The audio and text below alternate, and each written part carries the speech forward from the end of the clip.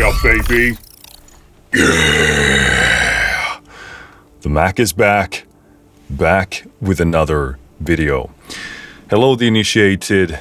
My name is Marcus Junnikkala, and today we're checking out Outlines by THEPHONOLOOP. I'm beyond excited for this one because they are one of my absolute favorite sample library developers out there right now, and certainly when it comes to the world of lo-fi, the world of, texture, all kinds of like super atmospheric sounds. Going to the website to learn what this is not going to help us this time because it doesn't exist yet. Well, it does, but it's not on the website yet. Previously, we checked out the Mark I, which is a sample library based on the Mark I electric piano, which, blew my mind. I think it was one of my favorite releases of last year. THEPHONOLOOP, if you don't know, are very known for Tapes 01, which was, I believe, I don't know if it was the debut release, but I would probably say like the biggest, because they have a bunch of smaller libraries as well. But I think Tapes 01 was like the first big release that they had, and still to this day, an absolutely amazing library. They also did a very cool update on it not too long ago. I don't remember when it was, a year or 2 years ago, something like that. Sorry, I'm messing that up. I'm not sure when, but it was already a very strong library. But the interface and the visual update and everything was a great addition because now it's just a lot nicer to use and navigate. But still an amazing like tape lo-fi thing. But the Mark I just blew the roof off even off that. This is like one of my favorite, if not my current favorite, engines that exist in Kontakt. It's just so much fun to use. It's so creative. It's so intuitive. And it seems like Outlines is using the same engine. So I'm very, very excited for that. We do have the manual here, which is gonna possibly help us at some point if we need to. Hopefully not. But this is very useful in a case like this where the library. I mean, I think this looks stunning to my taste. The interface here is very. Oh crap! Let me put you into this view. It is very minimal, but once you know where things are, it's such a pleasure to use and navigate. Obviously, this goes for that kind of a minimal user interface style. Some people love it, some people hate it, but I will say give it a chance, read the manual, use it for a bit, and it kind of like the whole thing sort of disappears and you can just begin to use it. I asked the developers what this is like. Can you describe it to me? Because the manual doesn't really do it. It's just more of like a technical manual. So maybe they could add like a short description here as well, because sometimes people do pull the manual and want to read from that as well. But this is more like a technical overview.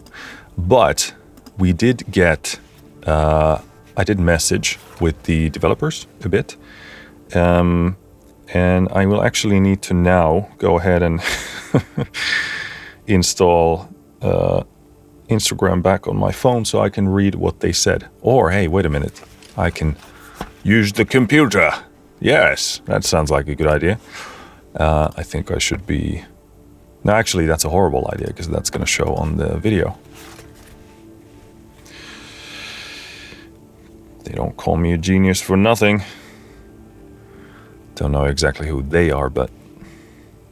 So let's load Instagram here and I'll sum to you how they described this thing in a very few set of words. All right, so here it is. This is literally the only thing I know about this library in terms of describing it. Outlines blends raw acoustic textures and tonal experiments with tape loops and modular processed textures.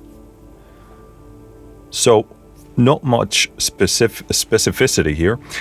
We did that kind of on purpose. They were writing me a longer message, but then we kind of decided, well, let's not do that. Let's just check it out and see what you think. And I think that's kind of fun. It's actually very interesting going into libraries, really not exactly knowing what they're going for. It's a different perspective, and I think it's pretty fun and enjoyable here.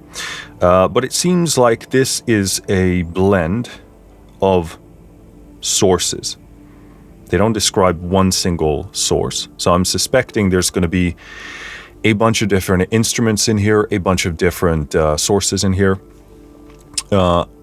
which is great. I mean, it really depends on the selection of instruments in there, but certainly exciting. No idea what those instruments are, but we're going to find out very soon. Also, the pricing, we can't check on the website because it doesn't exist yet, so I asked that.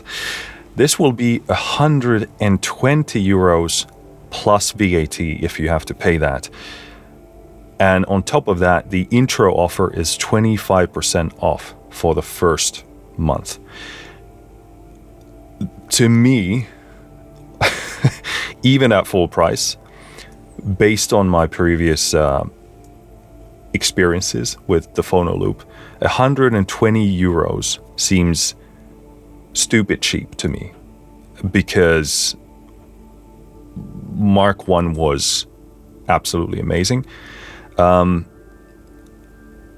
This seems very low to me, and certainly with the intro offer, this kind of instantly becomes a no-brainer to me, for my taste. Obviously, we've yet to even play the instrument, but if it is what I'm expecting, if it's anything close to Mark 1, I think this is very, very appealing price-wise.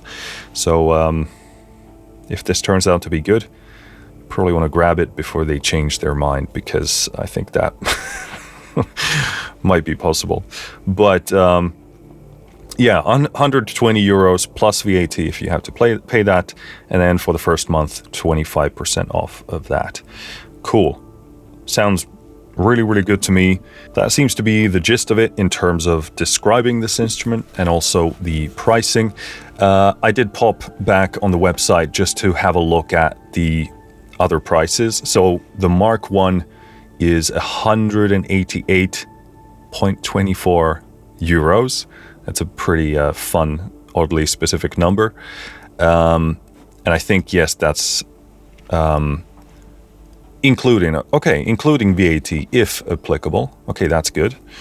And then Tapeso 1 is 150 euros and 60 cents, including VAT if applicable.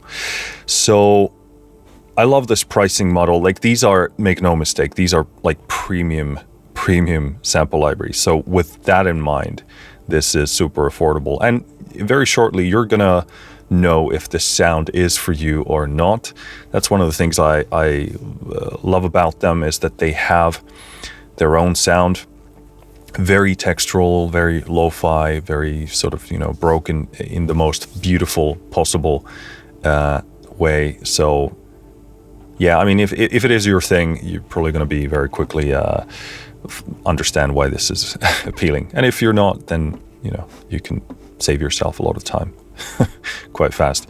But those are the prices for the other two full releases. Then they also have these cassette things, which are cheaper, less than 18 euros a pop, it seems like.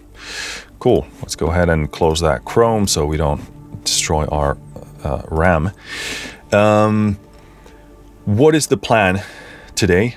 I'm just going to try and play as much of outlines to you as possible, which means that we're going to go through as many presets as possible, hopefully to demonstrate the full scope of what this thing sounds like. We're not going to get super technical in this video.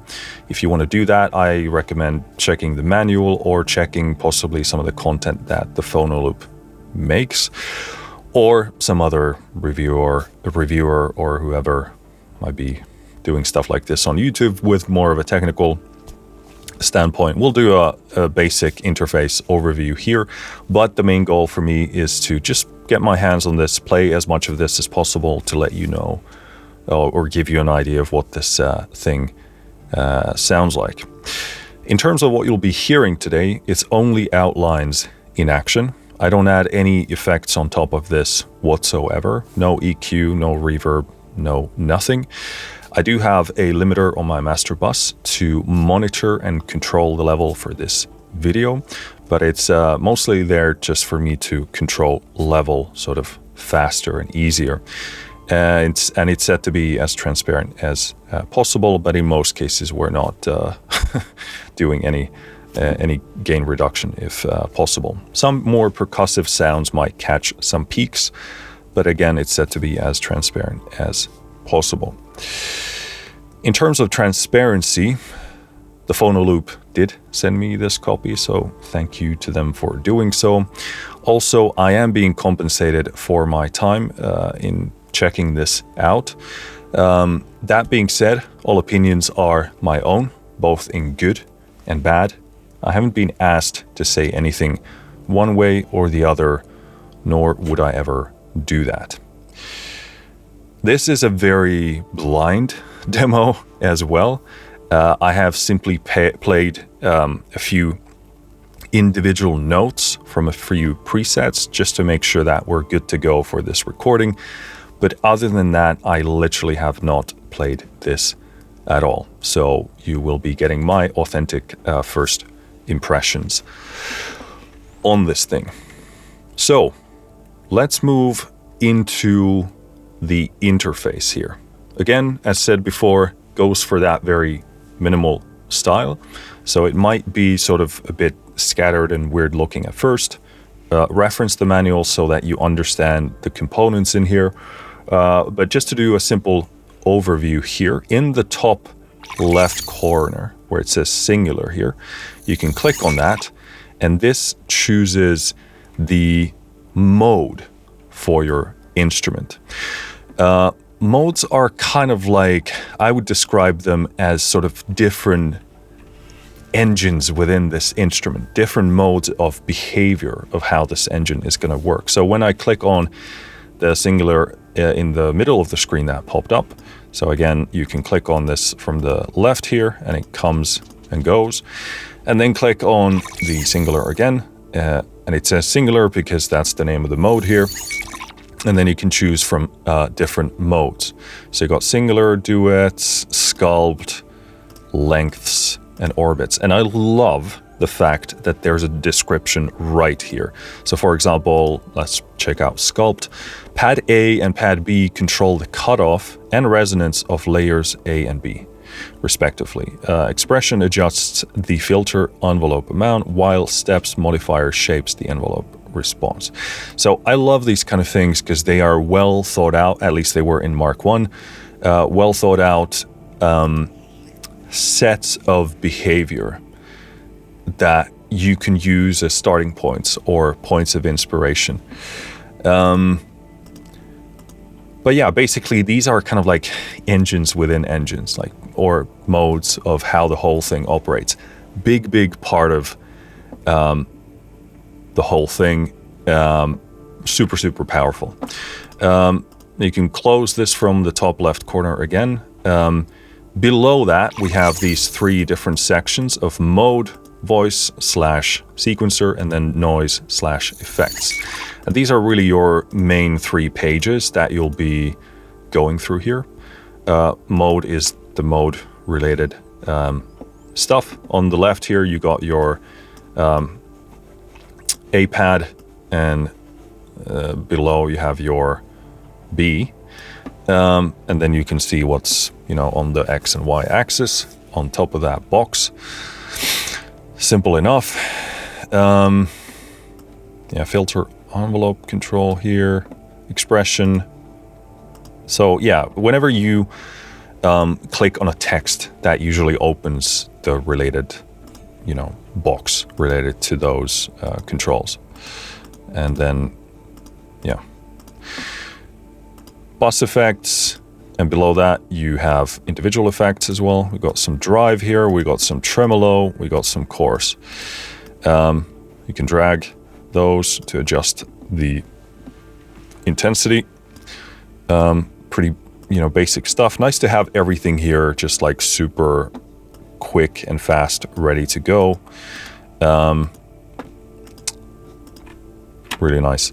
On the right, this is a really big part of this instrument, which is the noise. I know these guys go through a lot of effort to source beautiful noises. I mean, if you are familiar with lo-fi music or any genre, frankly, that uses noise in a very sort of more audible fashion, then you know how vibey it can be. Just hearing a noise instantly gives you a vibe of a certain kind. I think these guys are like the connoisseurs of noise. They just know noise really well and go to, from what I've gathered, great lengths to find and capture those said noises. And as we'll probably hear, would be my guess, some of these sounds are going to have absolutely beautiful noises. So that's worth knowing. Let's go to these 4 top slots here. So colored yellow, green, then kind of bluish, and then pink, I guess. These are your sound source boxes.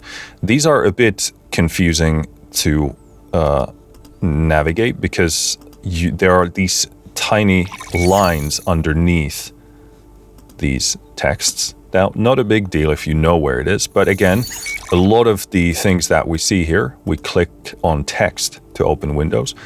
But in the case of these sound source slots, not the case. You have to click on the line below them. You gotta know that, perfectly fine, but just from a user interface perspective, by default, I would probably more sense that these lines are like section separators rather than boxes to open anything. But indeed, you press the line and it opens the sound selector thingy-majingy.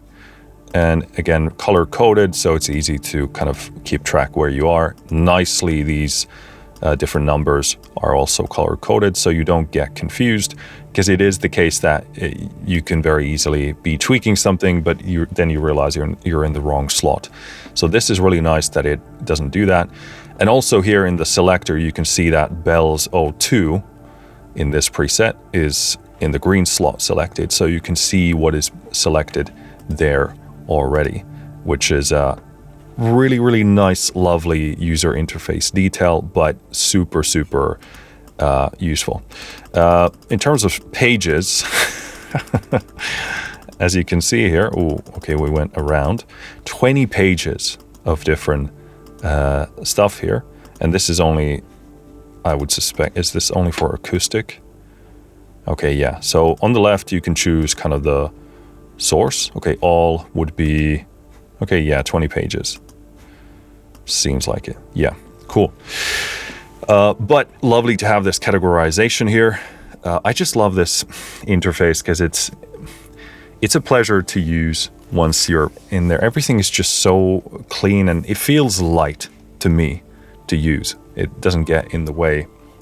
Things feel sufficiently modular for my autistic brain to sort of keep using it, keep track of things in a very light fashion, I would say.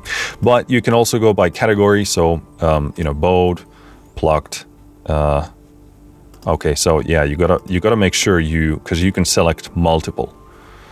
So again, we don't have any plucked percussive looped things, but we have some plucked stuff here. So you gotta make sure you don't have multiple selected, but you can go based on this. Wonderful, super, makes this thing a lot faster. And again, I love how this is laid out. No browsing, like no scrolling, no sub menu stuff.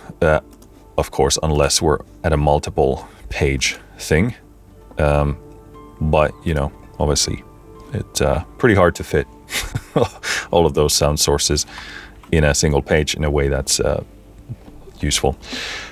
Cool. So those are the sound slots.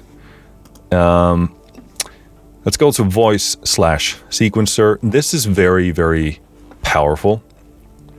Again, one of my favorite implementations of this thing.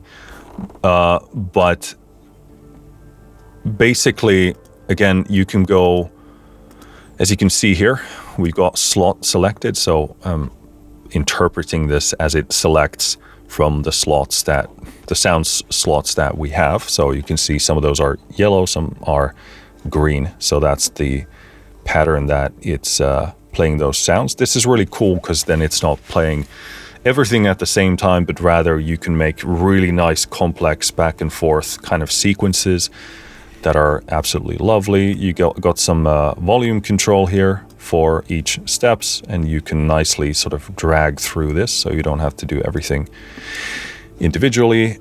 Semitones, you can tune things. Okay, that's very interesting. That looks cool.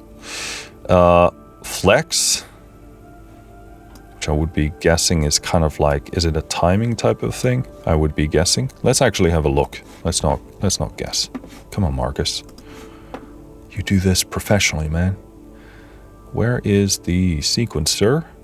Flex. This modulation row can be used to adjust waveform parameters, sample start and scan, expression parameters, and effects bus routing. So you can very quickly see how interesting that is, how much richer and cooler it makes this thing here.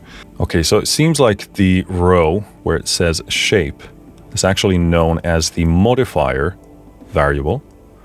Let me take you here.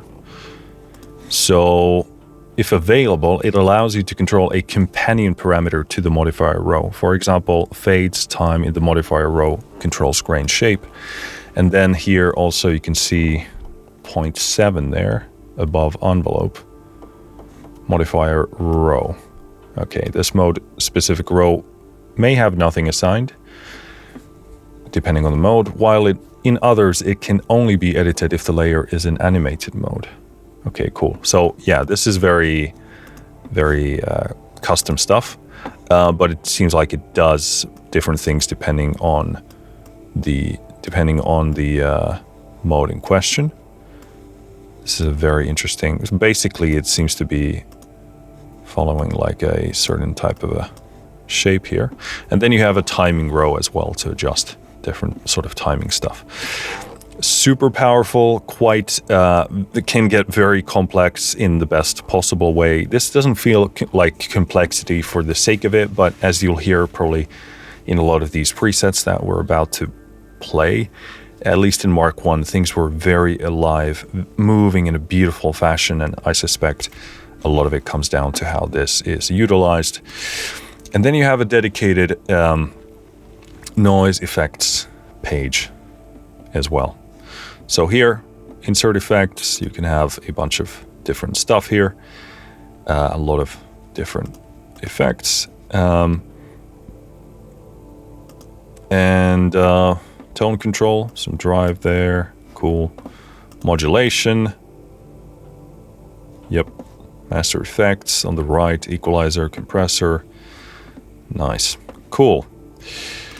That is the gist of it, the general interface overview, probably the longest I've ever done. Maybe Mark 1 was a bit longer. Anyway, let's move onward from here. How the folders or banks, as Native Instruments calls them, these come in 1, 2, 3, 4, 5, 6, 7 different banks. So we have core, collages,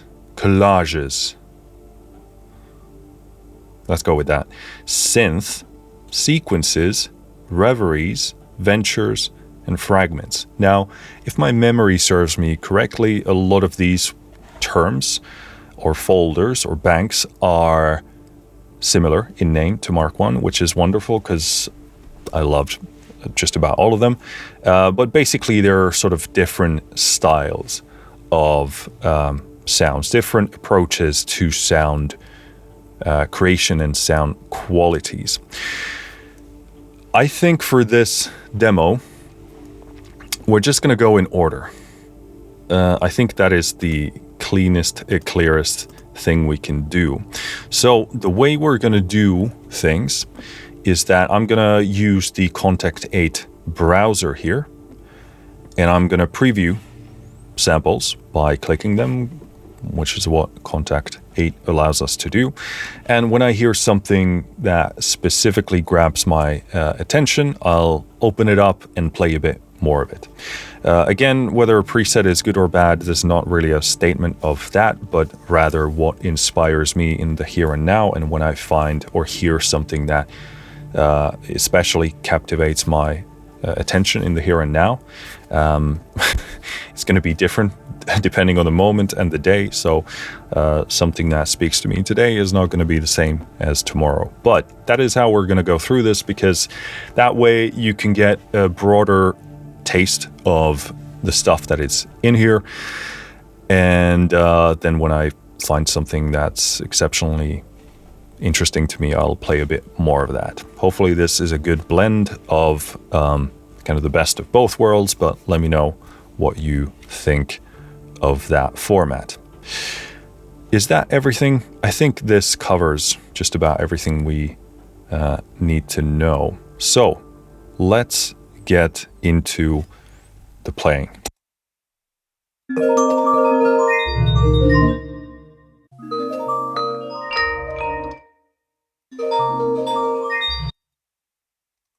Yeah, I'm gonna want to do one of those bells. I'm gonna go with 2 because it seems like the best of them.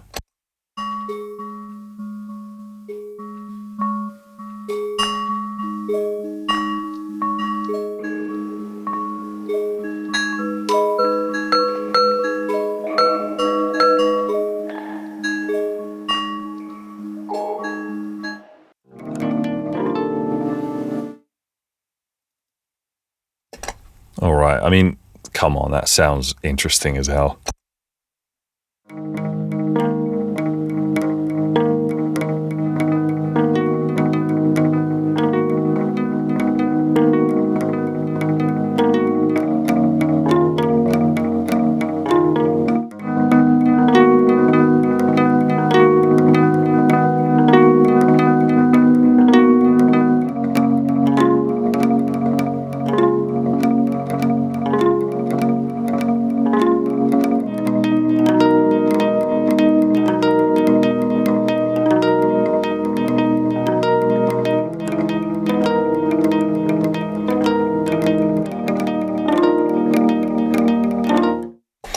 I mean, the texture here. Let's preview the auto plucks, all of them in one go, and then select one.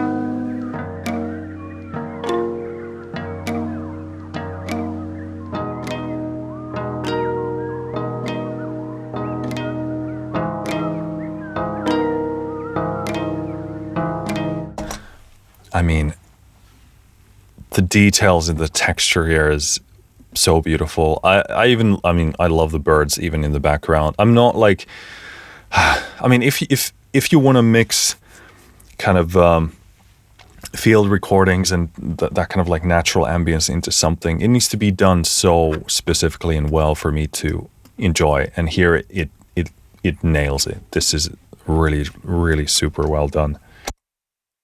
And just like the noises are so beautifully balanced and vibey.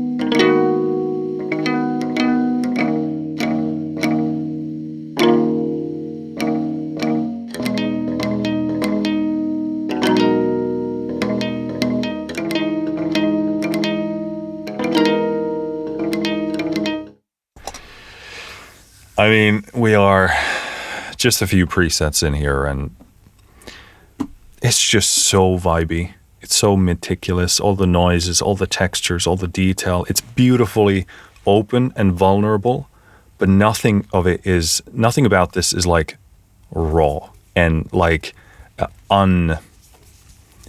what's the word that I'm looking for? Like, it is raw in a beautiful, open, vulnerable way. But in terms of the actual sonics here, it's so meticulously done, so polished, so balanced, so refined.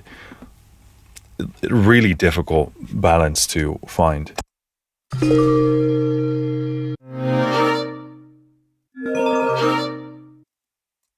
I mean, there are some strings here. We got to do strings.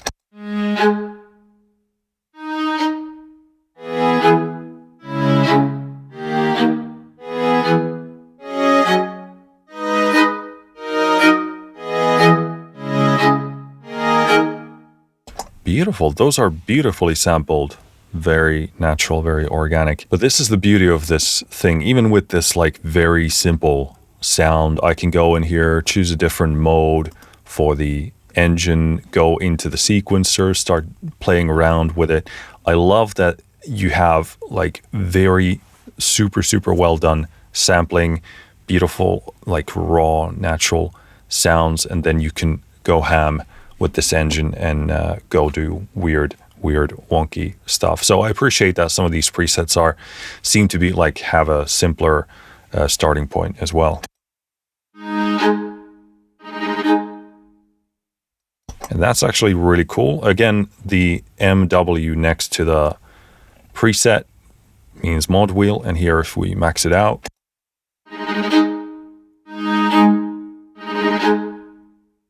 so that's a very cool thing.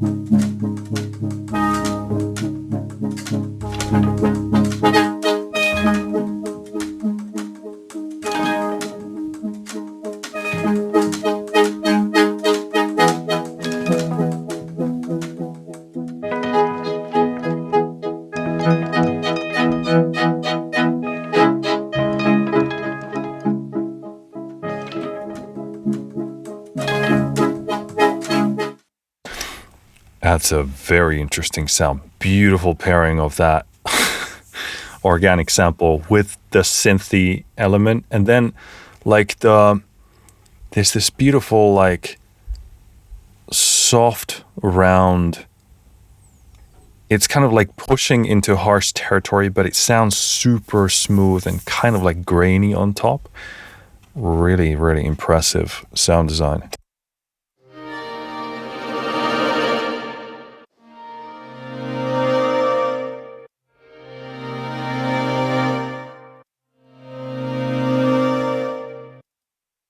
So I was not expecting strings to be here. I mean, maybe to some extent, but these sound really good.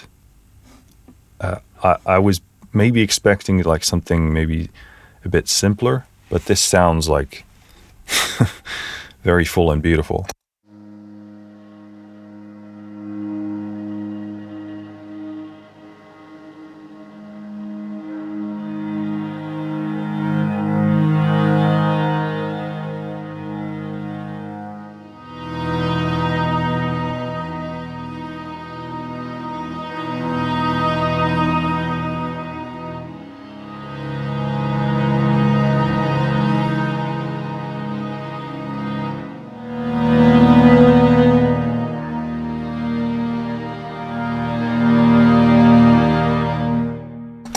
Clipping the limiter there a bit.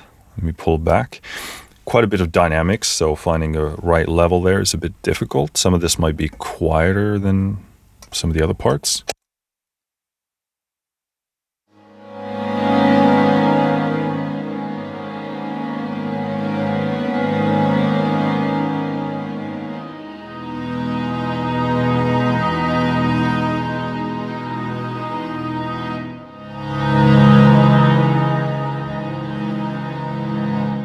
Yeah, that, no, as you stack certain notes, they might swoop in louder, so they will be louder. Difficult to find the level here for me, but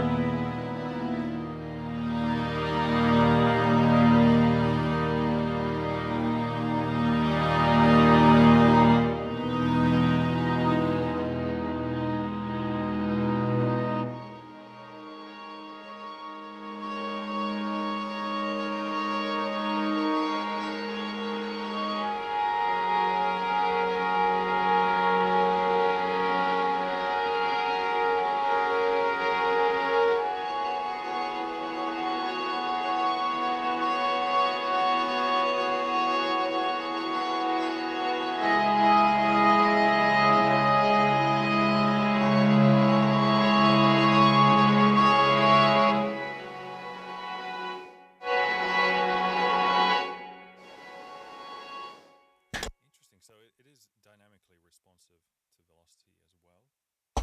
Oh, I was muted. Interestingly, it's dynamically responsive to velocity as well, which I didn't really expect with kind of like what I'm used to, especially with a preset like this with strings. But this is actually quite quite a lot more complex than I suspected for strings.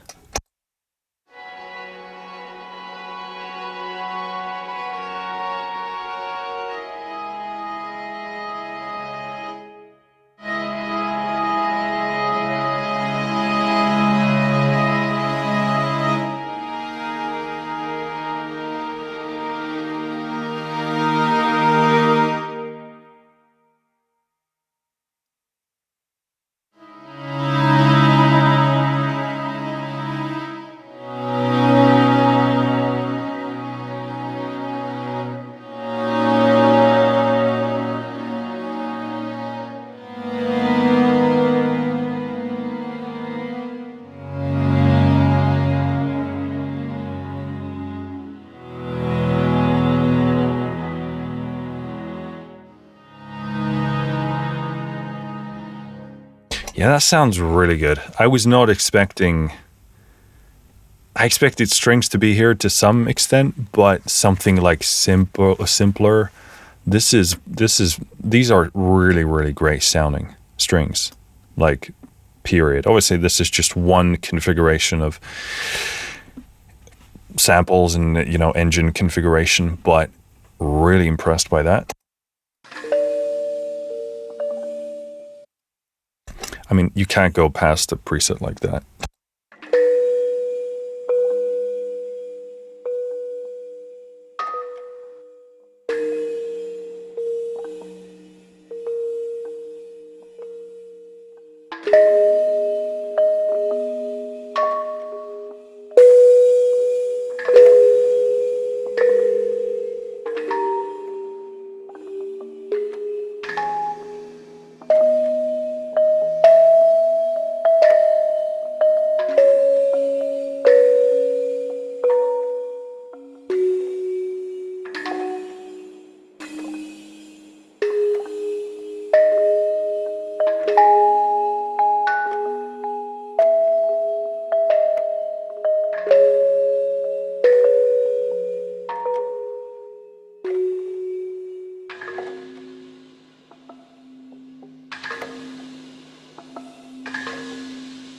I mean, that's so vibey.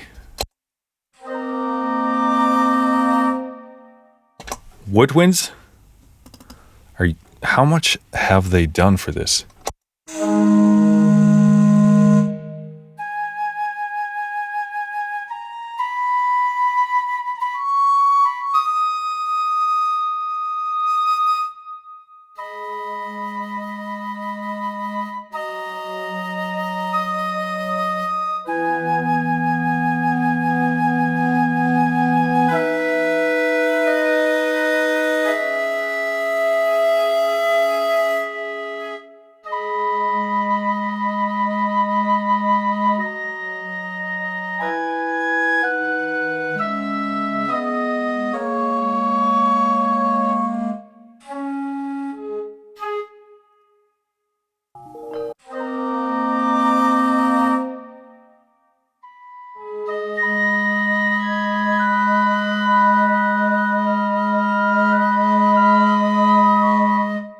These sound perfect for the Phonoloop aesthetic. Like, these are going to be really cool. Obviously, it seems like the core folder here, understandably, is, you know, going to be more about the core sounds, not surprisingly. But I can already hear that. Like, we're going to see some bonker stuff in some of the other folders.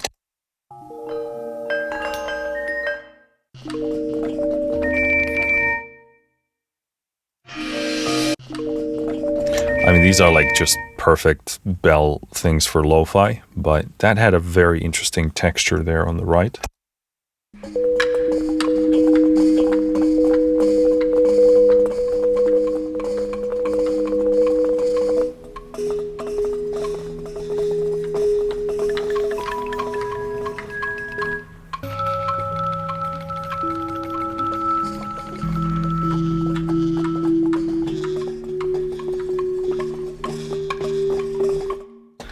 I mean, just the rattling of whatever is there is insanely nice.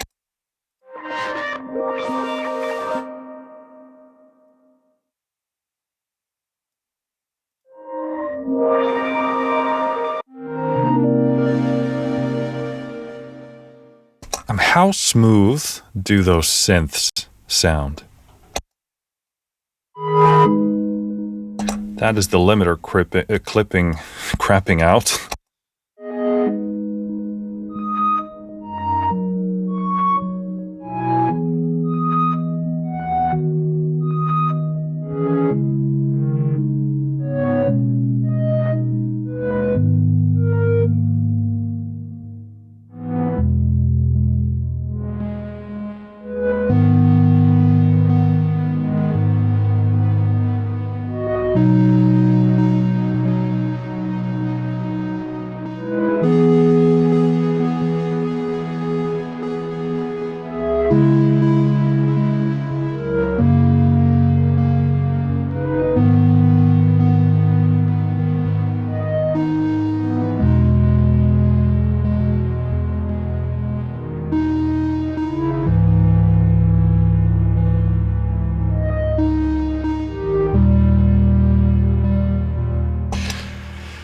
I love this.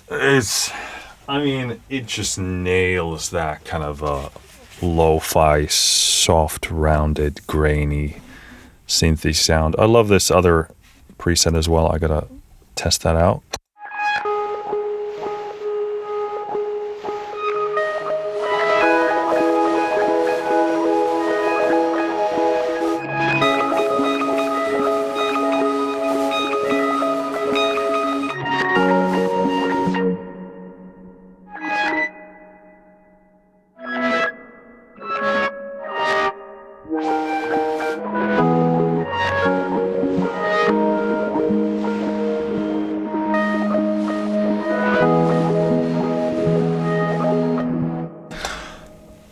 Like, there's so many cool textures and things going on that I can't even, like, if I'm trying to describe all of them. Like, there's that, like, tiny, like, electronic whining noise that is such a small touch, but it's like, it creates a certain vibe.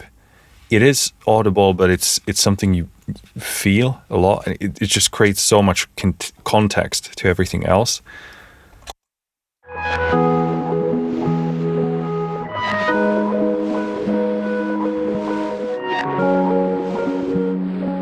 Kind of creates that overtone there. Then we have the kind of loopy noise there.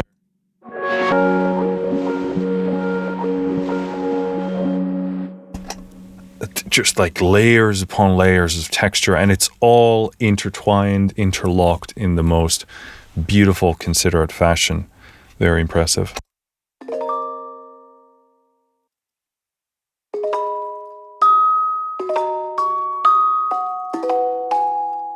I mean, come on. If you're making lo-fi, these presets alone that we've gone through here, like what, half of this folder, less, already worth it.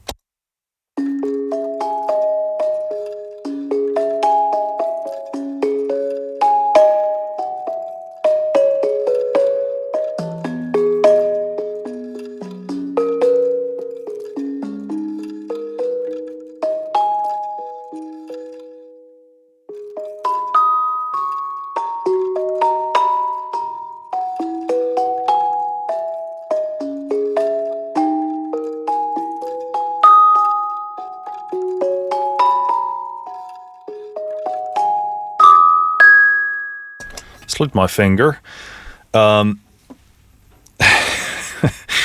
All the texture. I mean, this is a beautiful thing. And obviously throw it in the engine, do some weird stuff with it, as I'm sure we'll hear very soon. But I mean,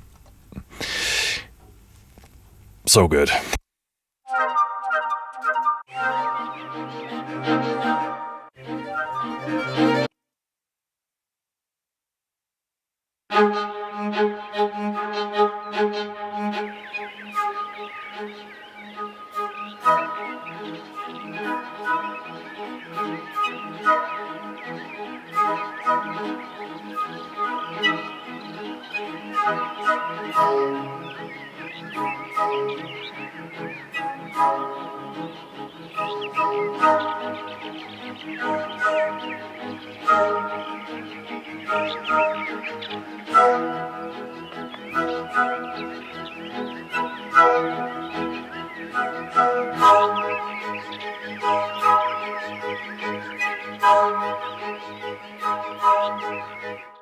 Yeah, some of these resonances are obviously louder, so finding the right level for this is a bit tricky.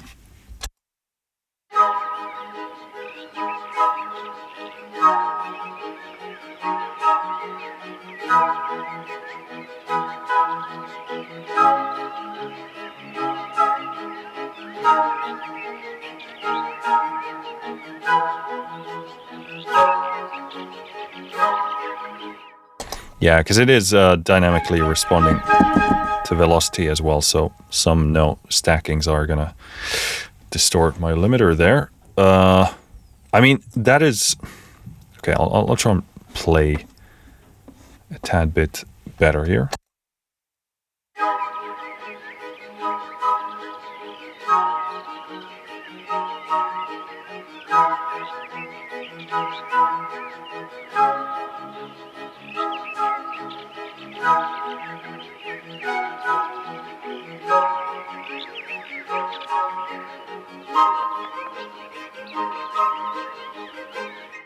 Of course, we're going to clip the limiter on the last note. This sounds super cool. Like, this sounds like cue ready. That would love to use this as like a foundation for a soundtrack. There is beautiful how we have the string staccato here, kind of chugging along in a very nice way. This sounds so like ready and refined. Again, like I'm already envisioning a movie in my head just playing these.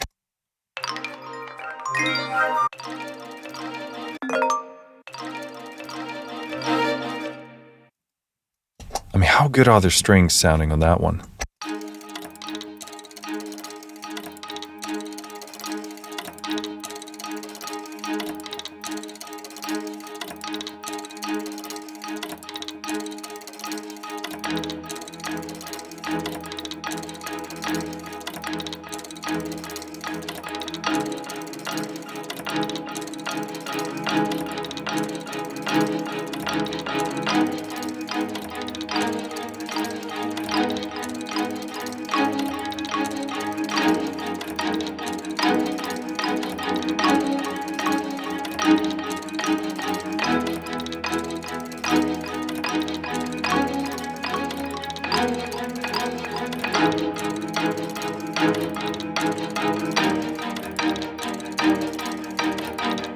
All right, and I'm fucking doing it. Oh my god.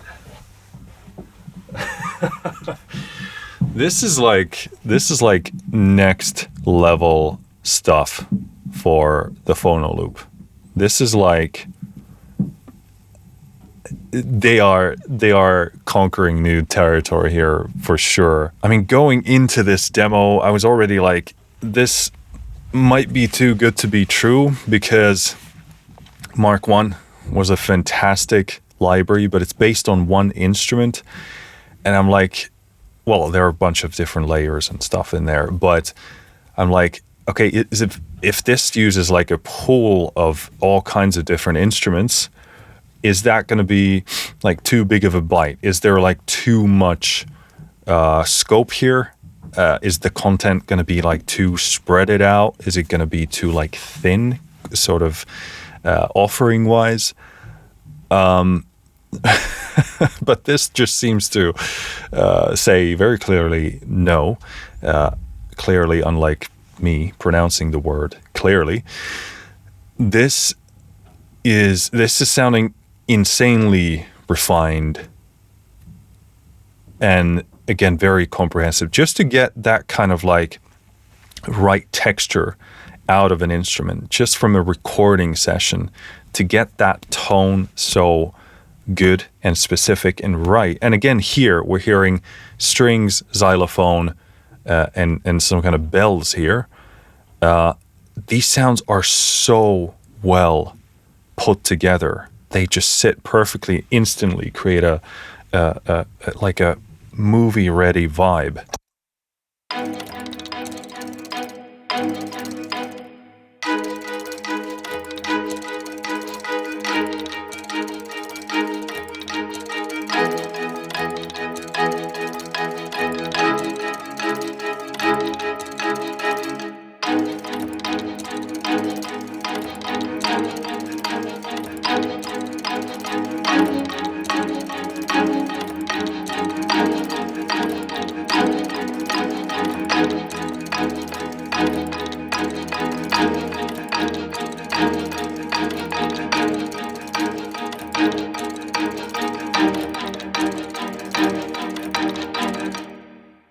Yeah, these are beautifully tracked. And again, we haven't even talked about that percussive rattling thing over there. It's just insanely good.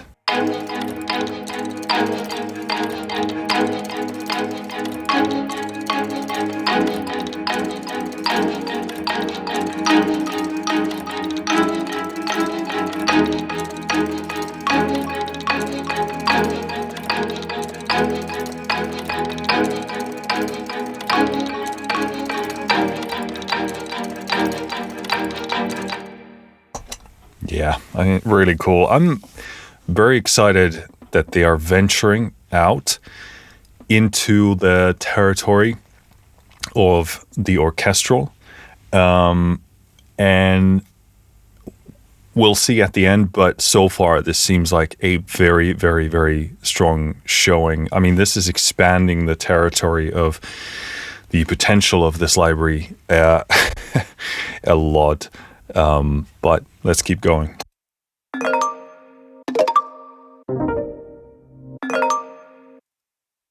I mean, these bells are just like 1000% nailing the lo-fi aesthetic.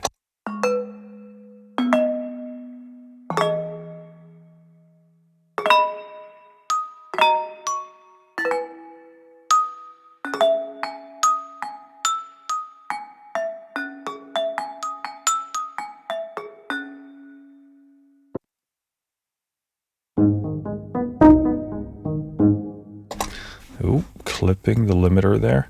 I need to keep my playing dynamics very consistent here, which, as we know, not my strongest suit.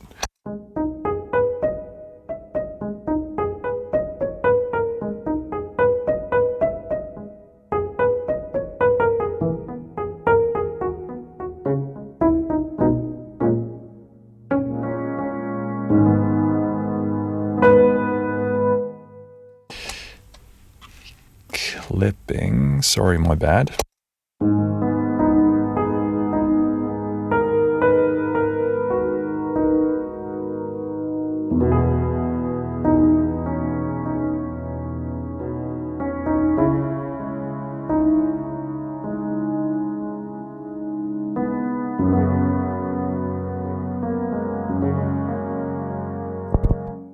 They capture a very, very unique piano tone here. And I was not expecting to say that probably ever in my life again, because I have a lot of piano libraries, and many of them are absolutely superb, stellar. But this one, this is a very like lo-fi aesthetic fitting thing, because this is like, I don't actually even know how they make it so washy, but this sounds like an upright piano captured in like a very, it's weird how it's like very roomy and washy and ambient, but it doesn't sound like we're super far away from this.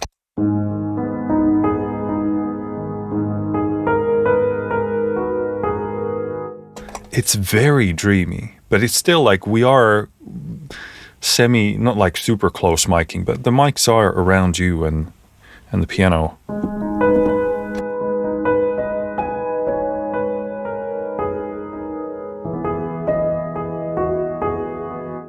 Sounds simultaneously like we're sort of capturing a kind of a stone-walled space, but also the resonance is from within the piano box itself.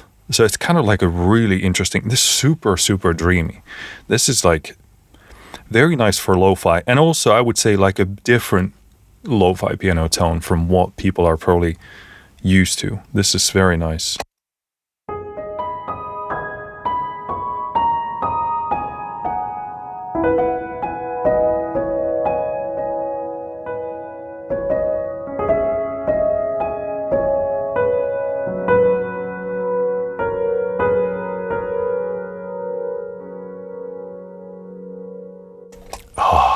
Beautiful how the resonances really pile up very nicely.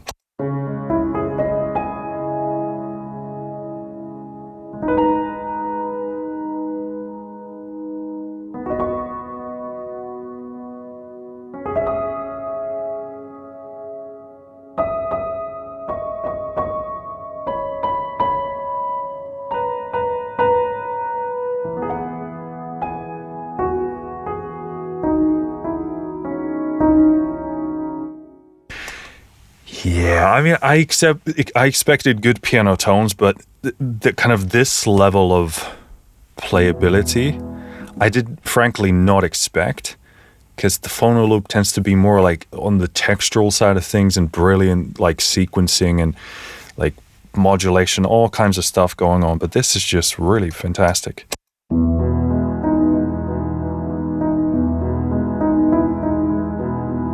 This might be one of my favorite piano tones right now. I mean, that's a lot. I was not expecting to say that. Obviously, then when you pull back the mod wheel,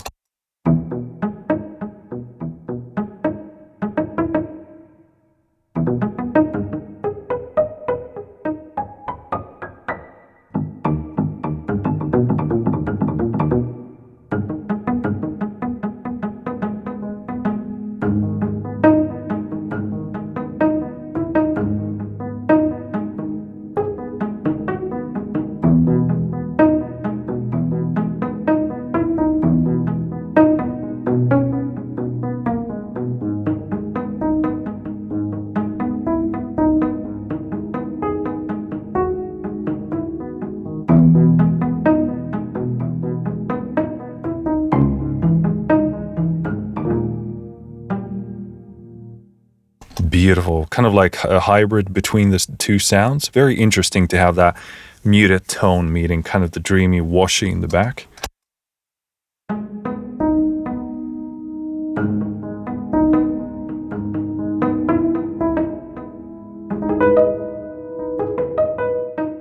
Yeah, a bit of limiter clipping there. Beautiful. I mean, totally didn't expect that, but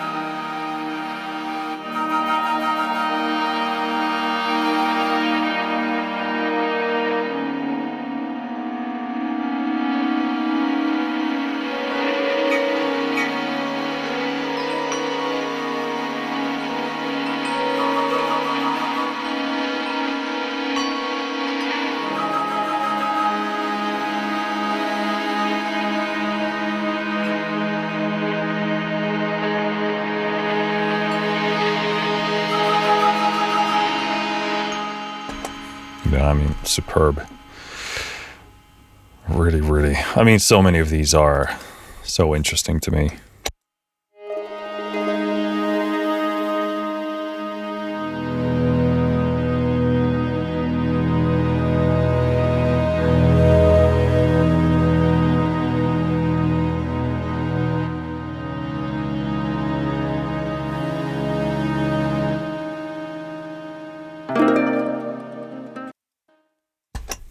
How good is that tone?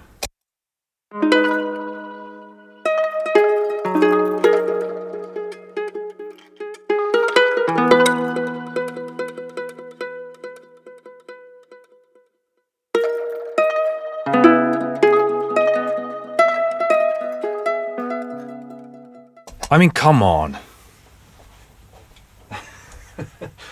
It literally feels like honey is oozing out of my fingers. It's that good.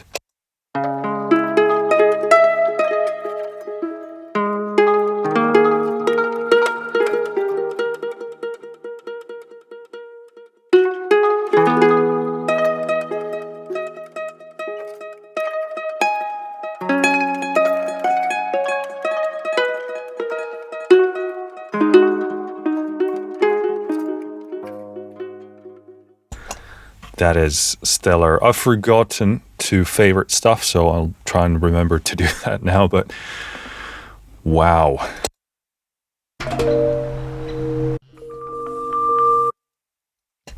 Of course, another instantly perfect lo-fi vibe here.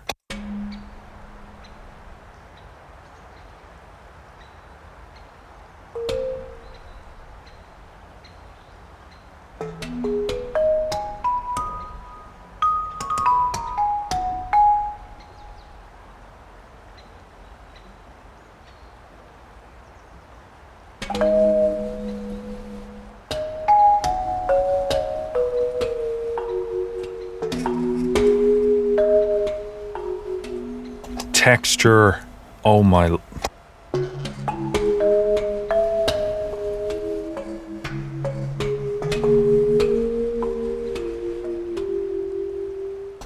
Stunning.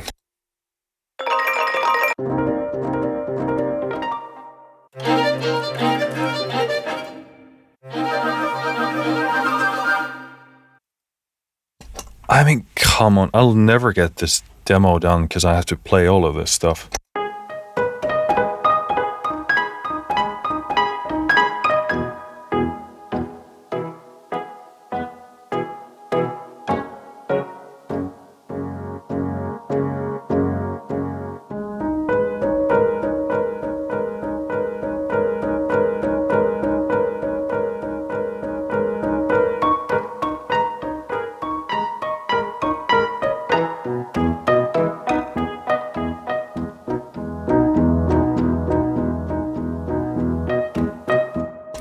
Very cool. Again, the sound here is insane. I'm just like waiting for the orchestral stuff like the strings and the woodwinds to suck. I'm just waiting like, oh, when are they gonna not quite hit the mark, but so far they just keep hitting the mark.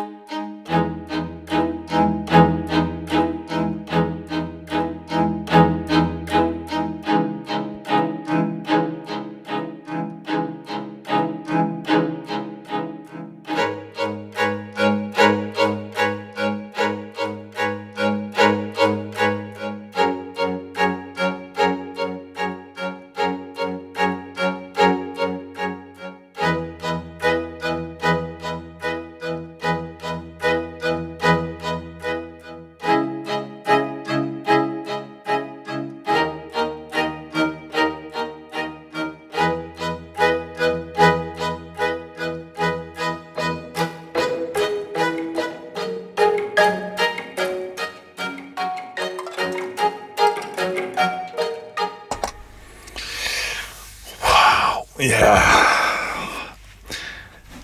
This is some seriously good sampling and everything else, but I mean, just I did not expect strings and woodwinds.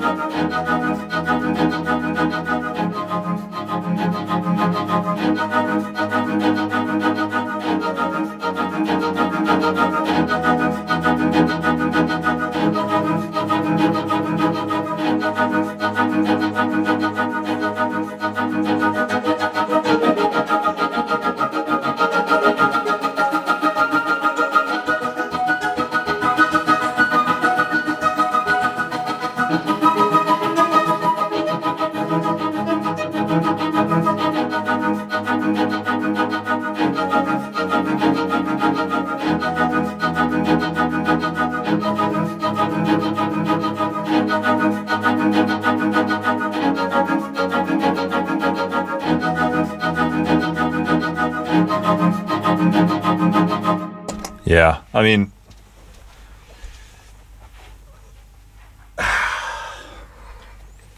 what is there left to say? I mean, this is just, we're in February now, looking at one of the best releases of the year. So, yeah, I mean, this is just insanely good. Just everything about that is just like, it's ready. It's screen ready.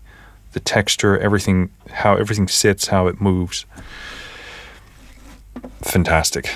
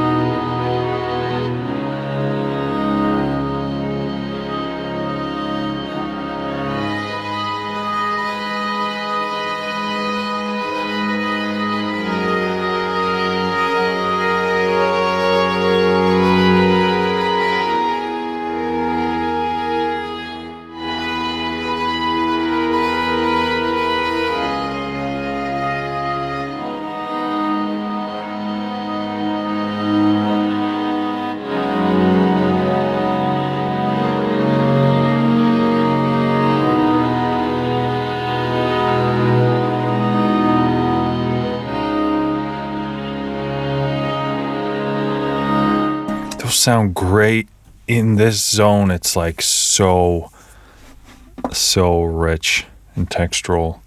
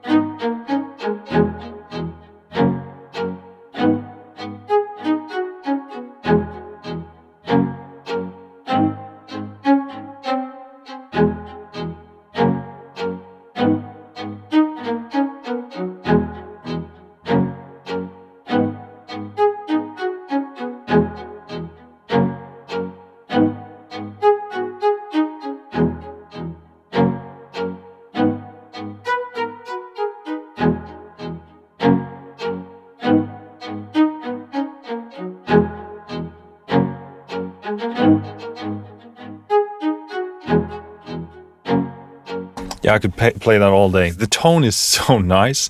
These have like a very lovely lightness to them. They feel super effortless, and that's how you know that they are really like screen ready, mix ready. Obviously, you need to fit them with whatever else is going on, but these are just so effortless.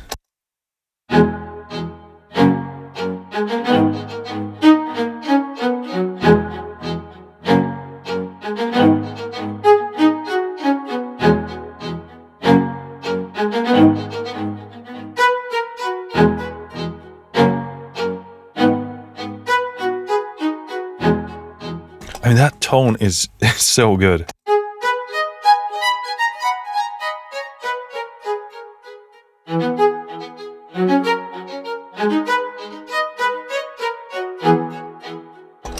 Very, very cool.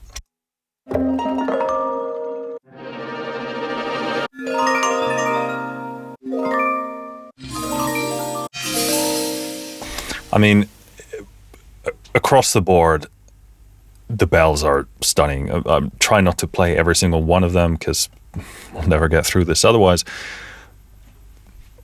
The best set of like lo-fi bells and mallets that I've heard ever.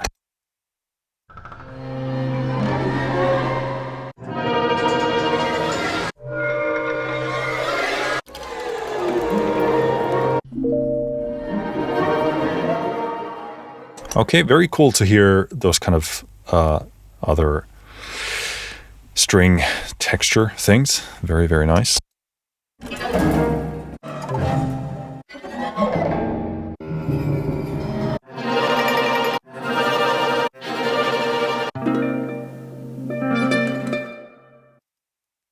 I mean, I can't go past that.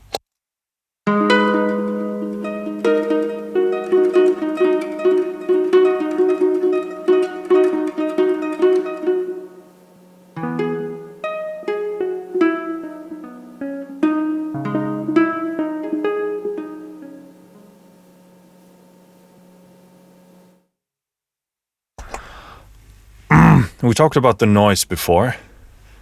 There's that kind of ambient electrical hum or something there.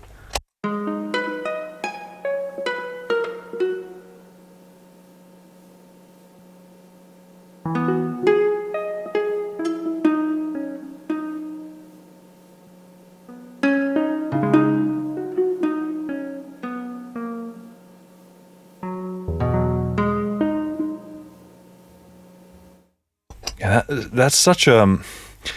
It's a small thing, but simultaneously a big thing. Beautiful. And I've never heard that noise done in a sample library. Like that's maybe way too like weird and noisy for most people, but not for the Phonoloop. And that's like, that pairs so well with the vibe there. And again, when you push the mod wheel here,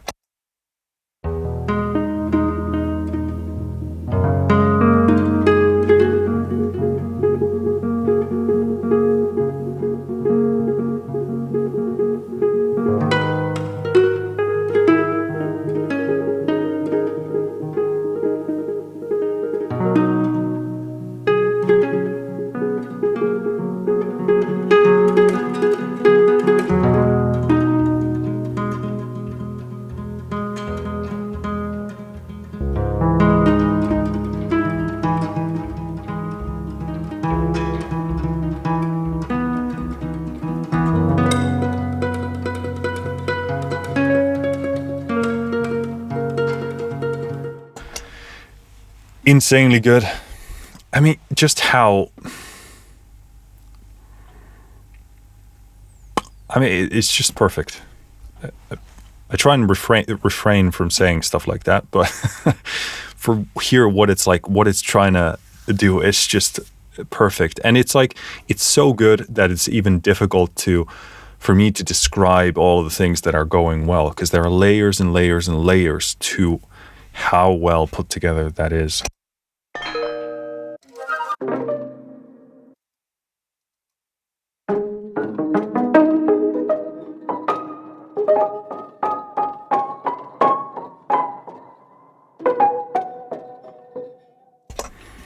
Some clipping there.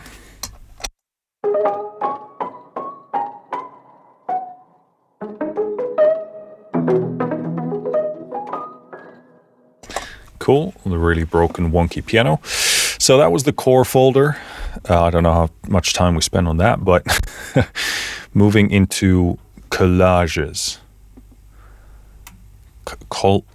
Collages, let's go with that.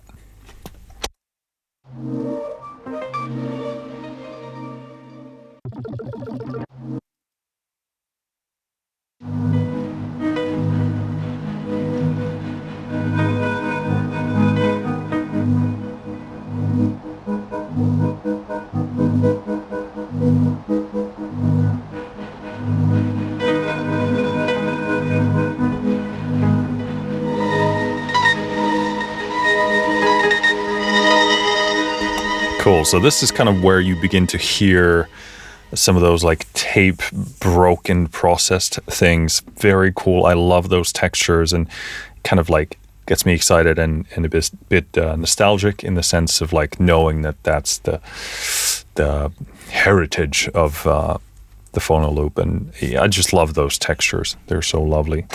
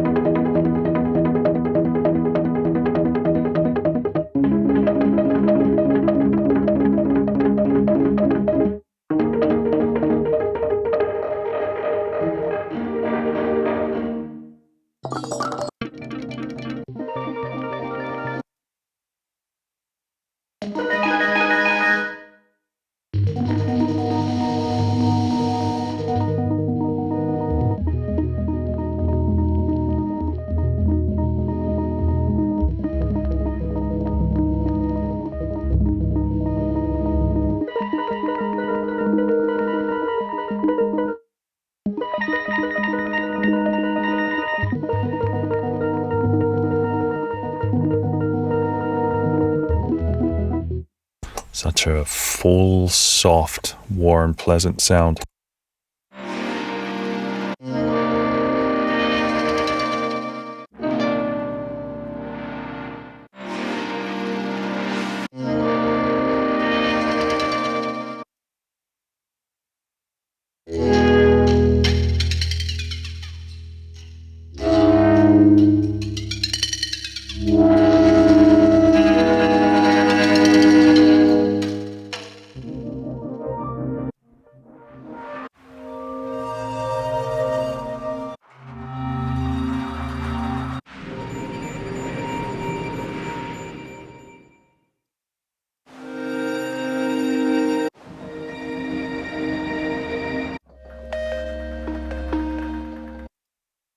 Ooh, loving that synthy thingy there. Or, yeah, whatever that is.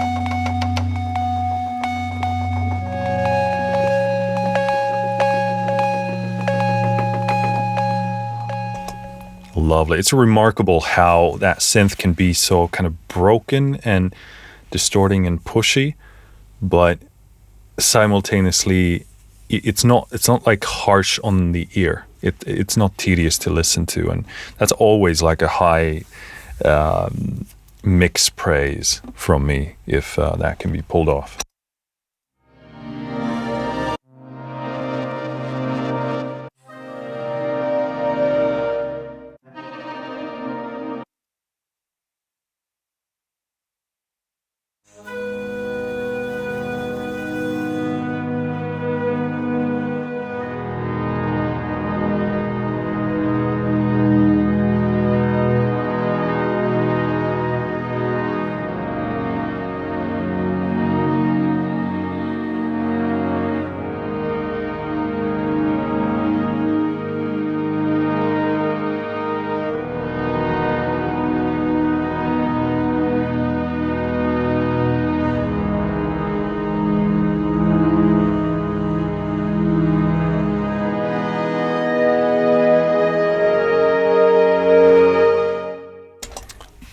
nice. Clipping the limiter there at the end. These are super nice sounding kind of pad fluctuating texture type of things.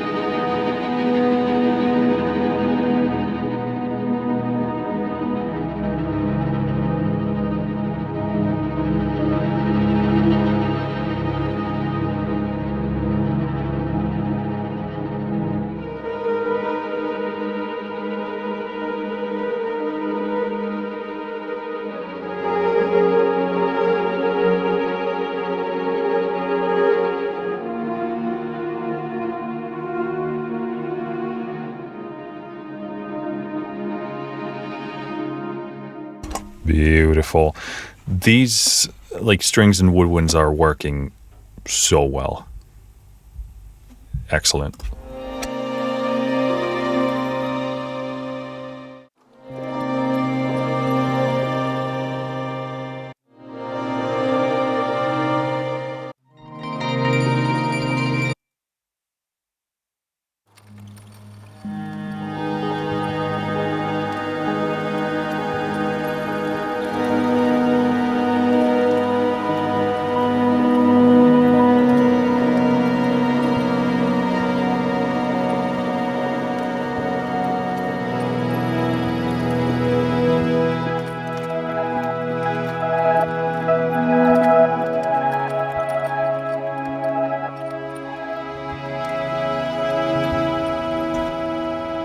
I was like, that's a beautiful, like, ambient orchestral thing.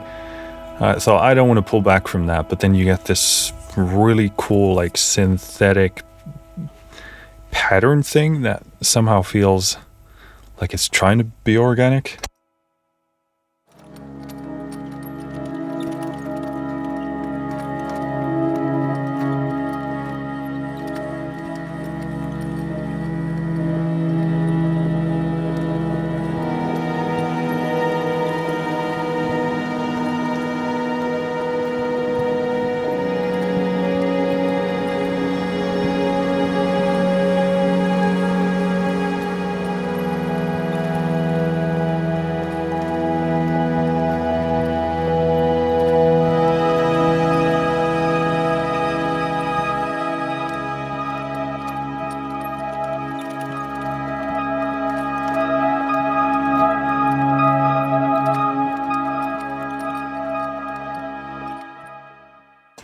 This is stupid good.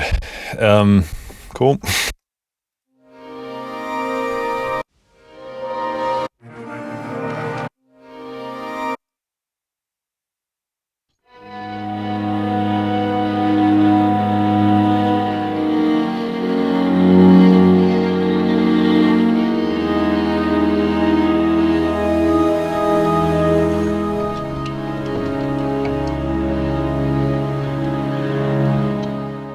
Yeah, I love that there's so much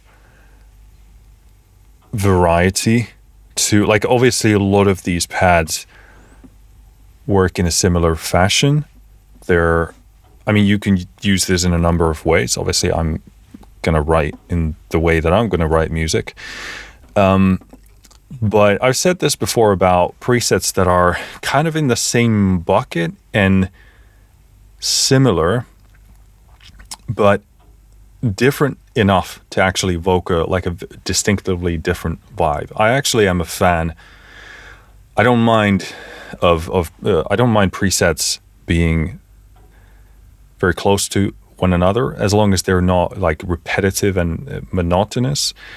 But if you have like meaningful color and texture and tone changes, then it's actually a good thing, because I can look for something that I love, I write with it, but then I can actually look for an even better fit for it. Or in many cases, I could do one section with a certain sound and then do this next one with another, and so forth. I can actually build through my track while having consistency in the soundscape, but developing tonally and texturally throughout the track. So I actually really love that. Obviously, it requires the presets to be of a good quality, because there can certainly be a lot of repetitiveness that is, it's not meaningful. You know, it's too much of the same thing. Not enough meaningful changes happening. Cool. That's Collages. Let's go into Synth.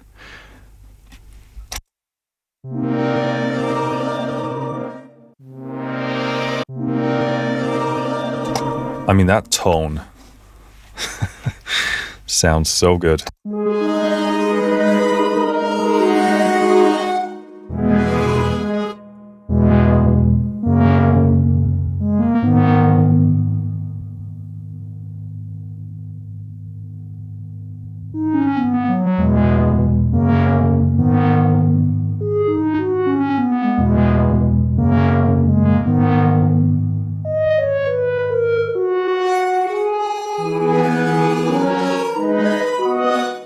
This is where you begin to hear a lot of that processing come into play.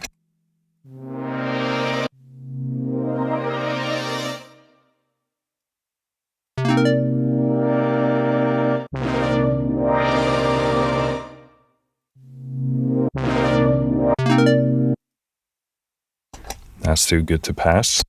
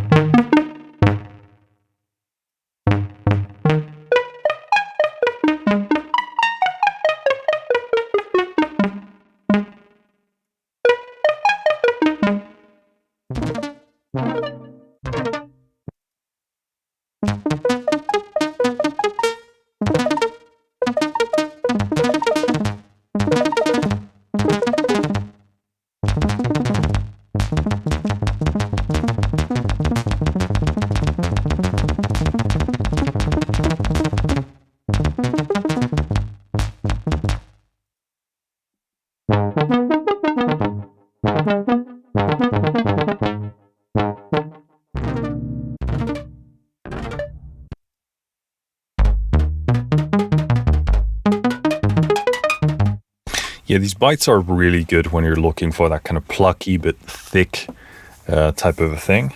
Really, really good to work with.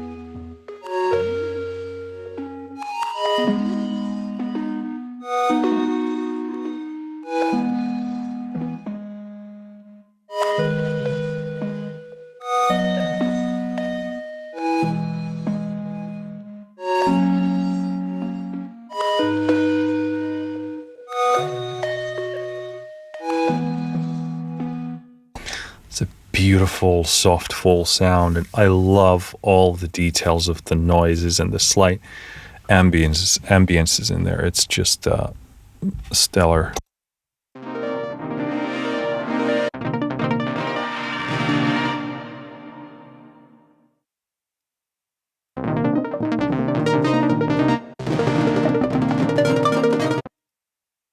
I mean, listen to the tactile nature of that. It's like popping out of the speakers like popcorn.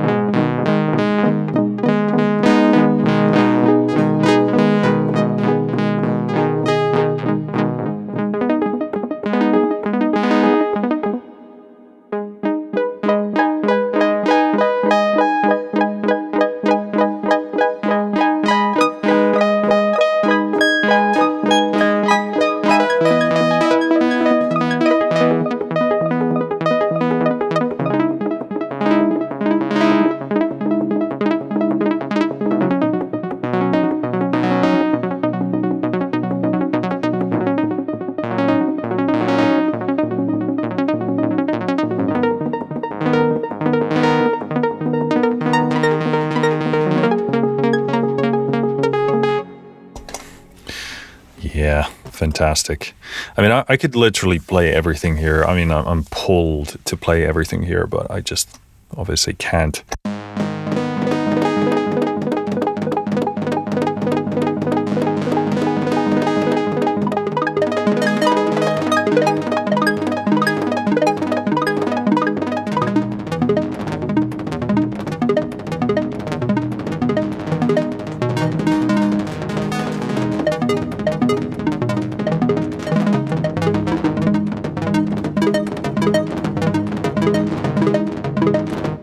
I mean, I'm in texture heaven. It's just so like popping so nicely. That is insanely good.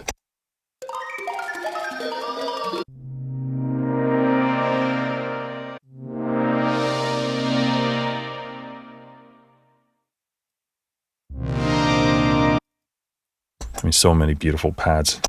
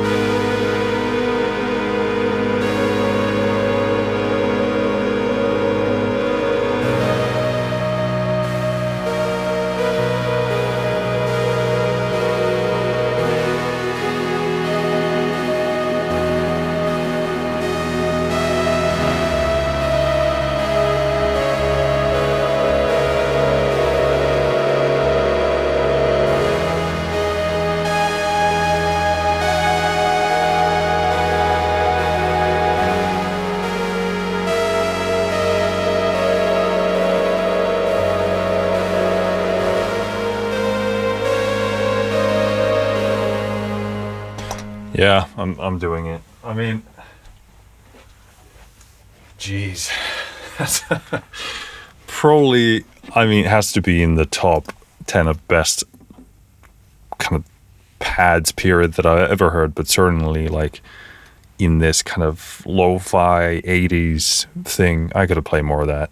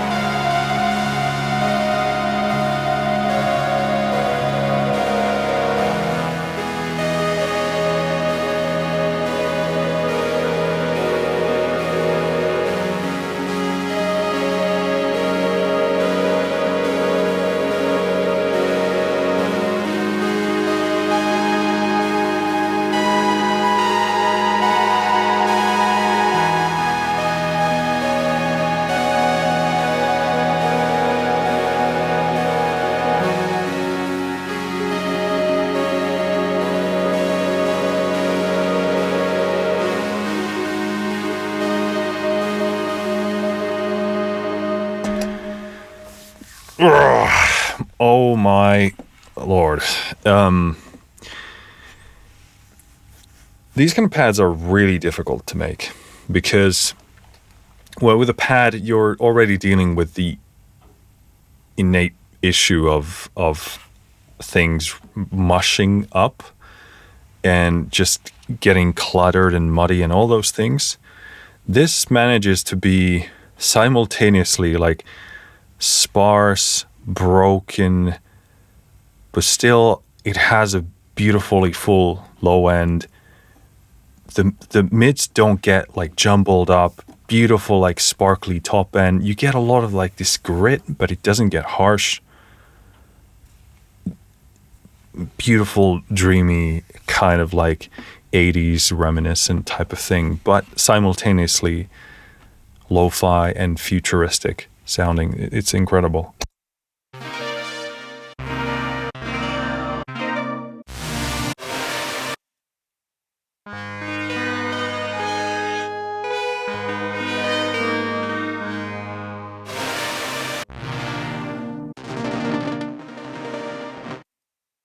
Wow, that texture there is insane.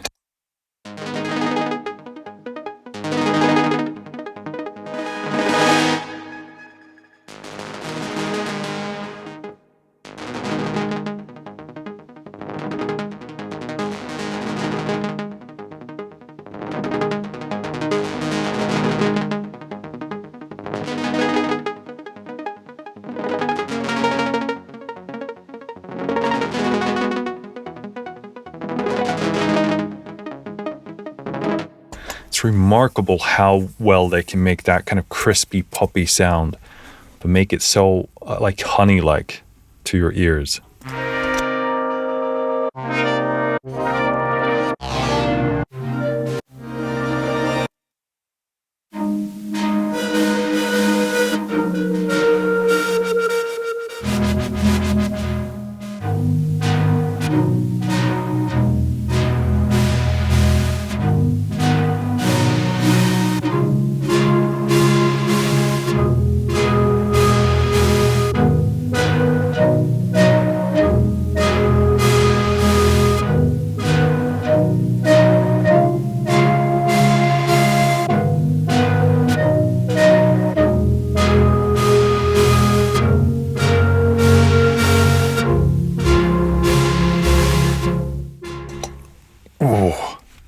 So juicy.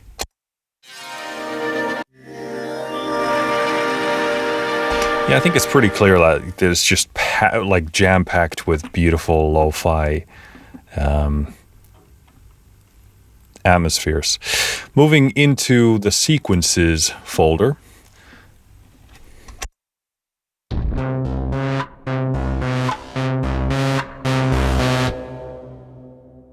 Oh my God.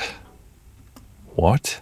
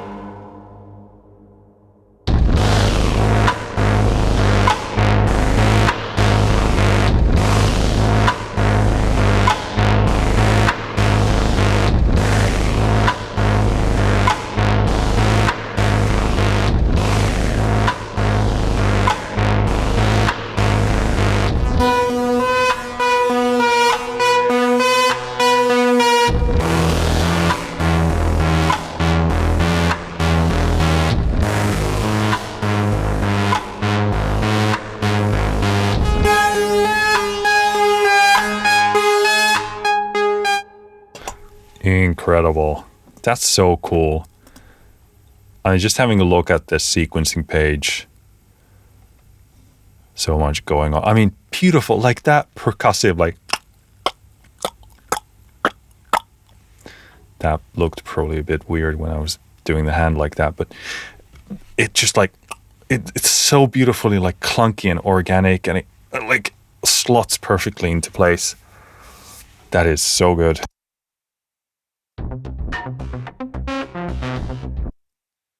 Oh my, these sequences seem really cool.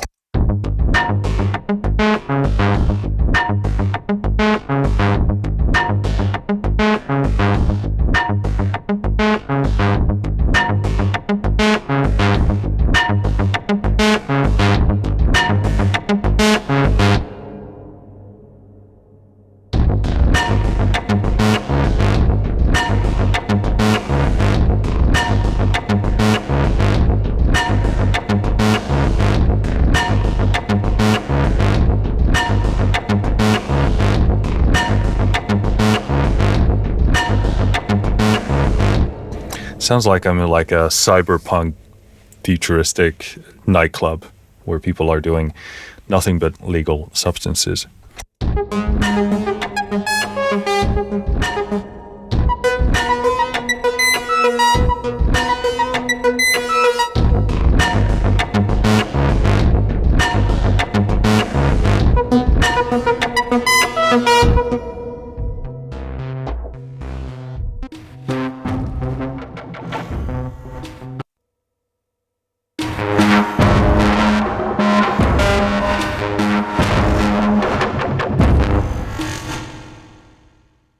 What the fuck?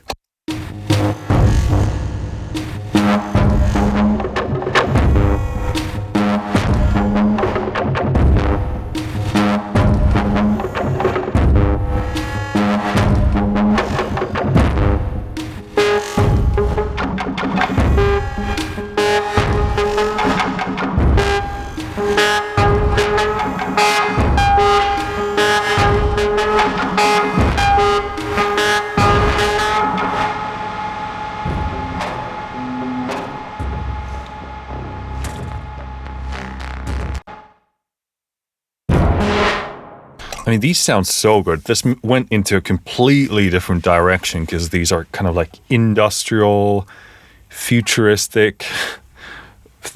Yeah, it just shows what this engine can do.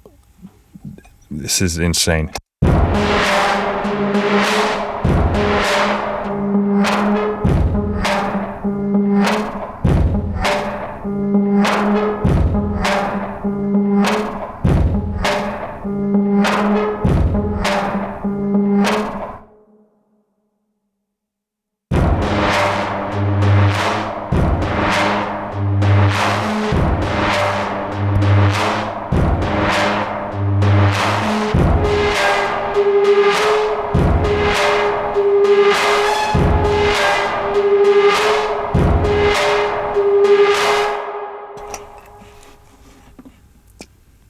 make an album based on these only.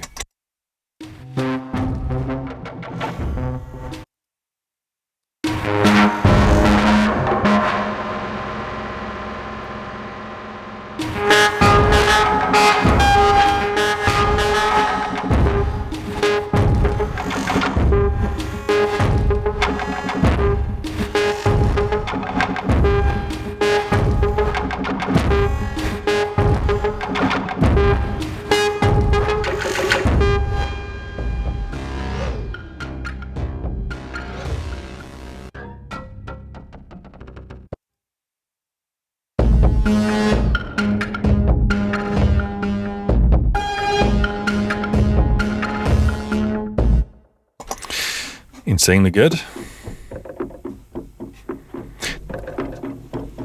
These percussive things are super cool and a very, very welcome, I want to say, addition. I don't think, at least in this form, that we've seen these, but it's very nice because they are so good with texture. And a lot of the time, especially in a cinematic world, or if you're making video games or anything, but we're looking for rhythmic elements that aren't necessarily very like super drum-like. So it's really cool to be able to put in something like this, like a clunky, just like sounds of like percussive sounds that don't take a bunch of space but sound fantastic. Can be really good in moving a cue along, making a track actually have that percussiveness without going full into like orchestral percussion.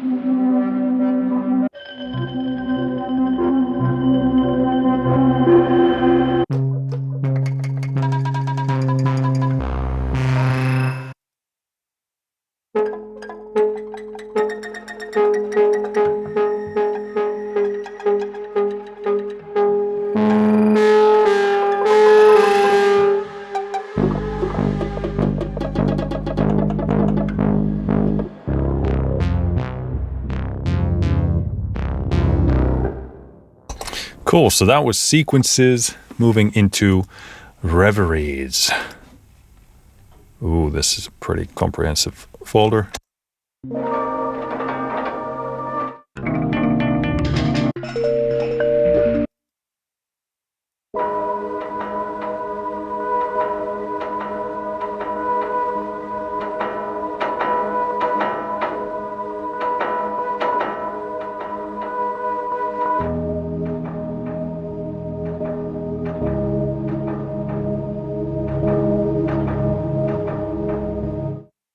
Again there, the noise is beautiful. Very subtle thing, but it just creates so much air, a sense of space there.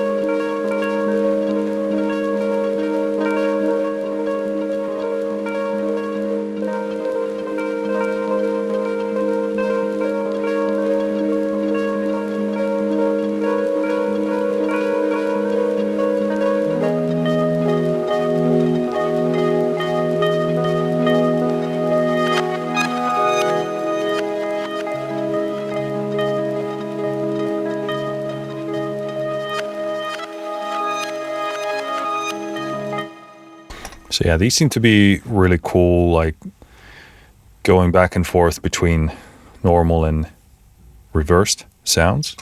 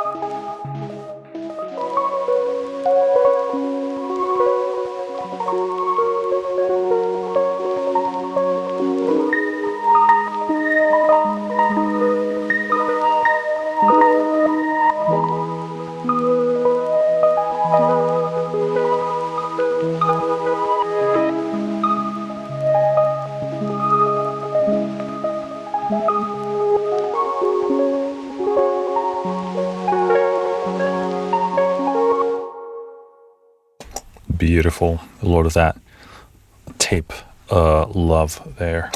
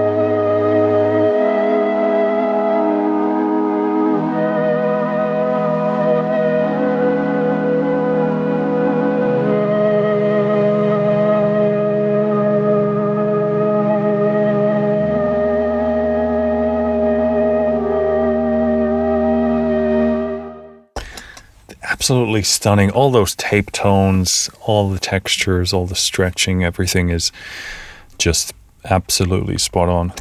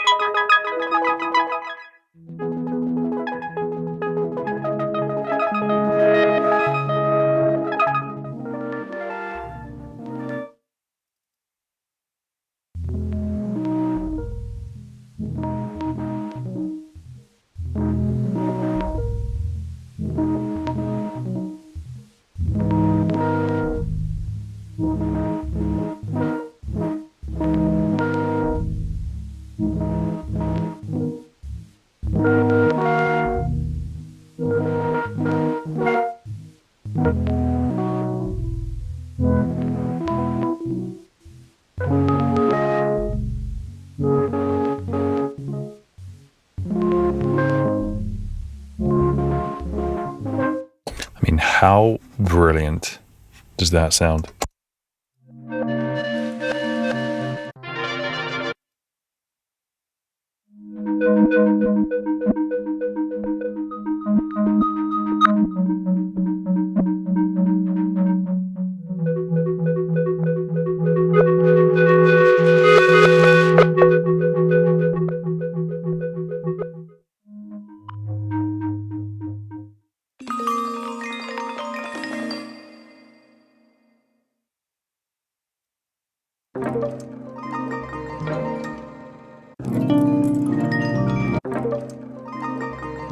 I mean, these are all worth playing. That's what makes this really difficult.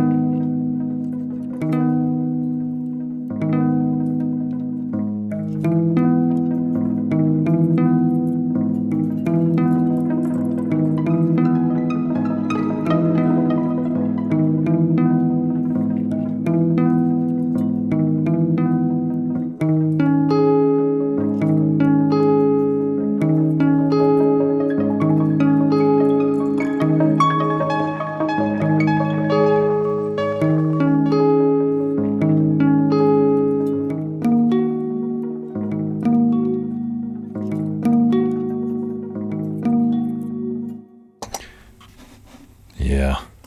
I mean, speechless at this point.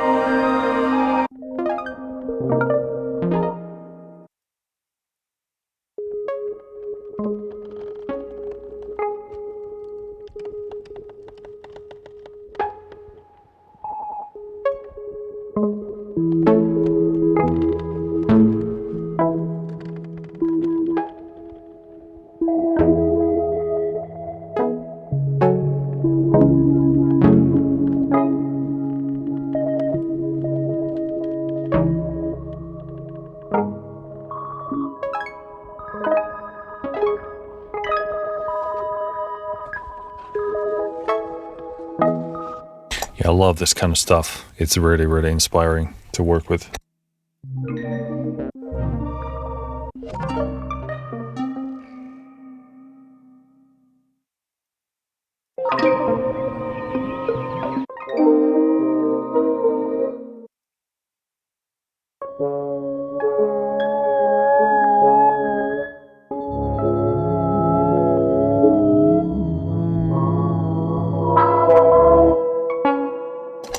That was the limiter.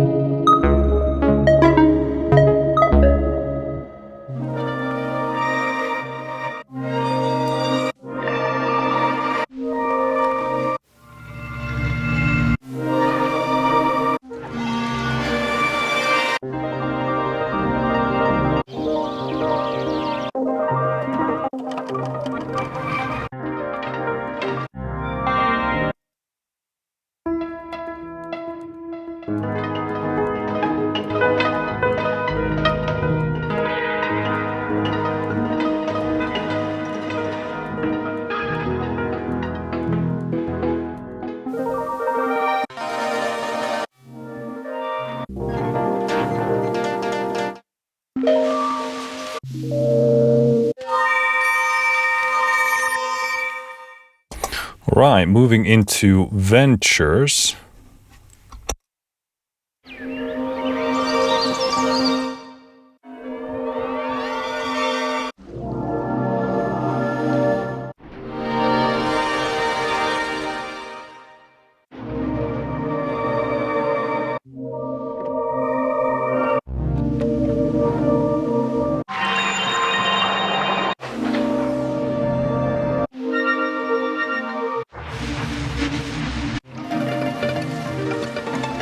So these are probably like, based on the name, kind of like experimental, on the edge kind of things, or more ambient.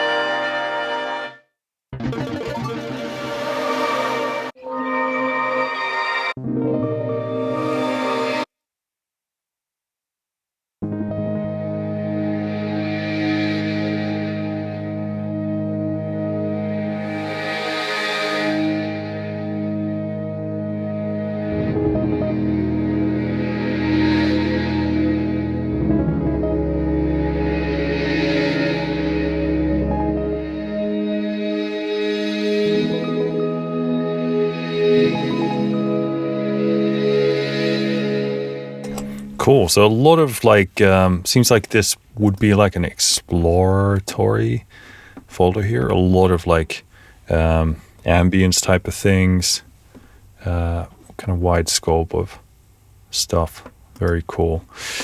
And lastly, we have the Fragments folder.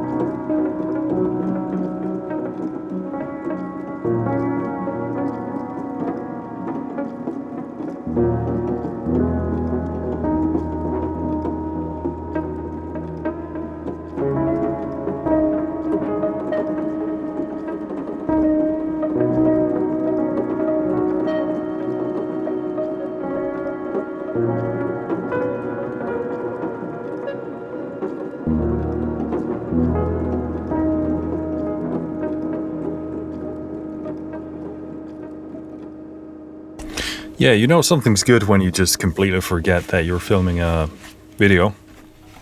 Very beautiful. I think that's a good point to end. We came to the end of the Fragments folder. One thing that I do want to do here at the end is let's open up a sound slot here and just appreciate the true scope of things here. Again, we have seems like 20 pages worth of source samples here. There's so much more we could go into in here. I mean, appreciating the strings and the woodwinds, they are fantastically sampled. So yeah, I would just want to play more with those, but I mean, this is probably an absurdly long video already. But yeah, looking at, we got some strings, woodwinds, ukulele, bells, xylophone, piano, a bunch of piano, actually a lot of piano. Okay, very much a lot of piano.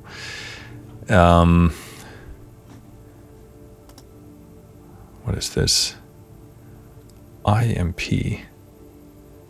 I can't, I'm thinking impulse, but that doesn't make sense.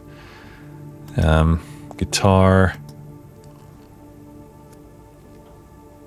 Is it like improv? Could be. Got some probably analog synth, digital synth, guitar, mandolin, a lot of guitar, percussion, synth, vocals. Vocals? Jeez. Yeah. Just wanted to have a look at that to get a better understanding of how much is in there and the scope of things. So wrapping this thing up, I mean, it's early in the year. We're only in February, but I predict that this is going to be one of the best releases of this year. Going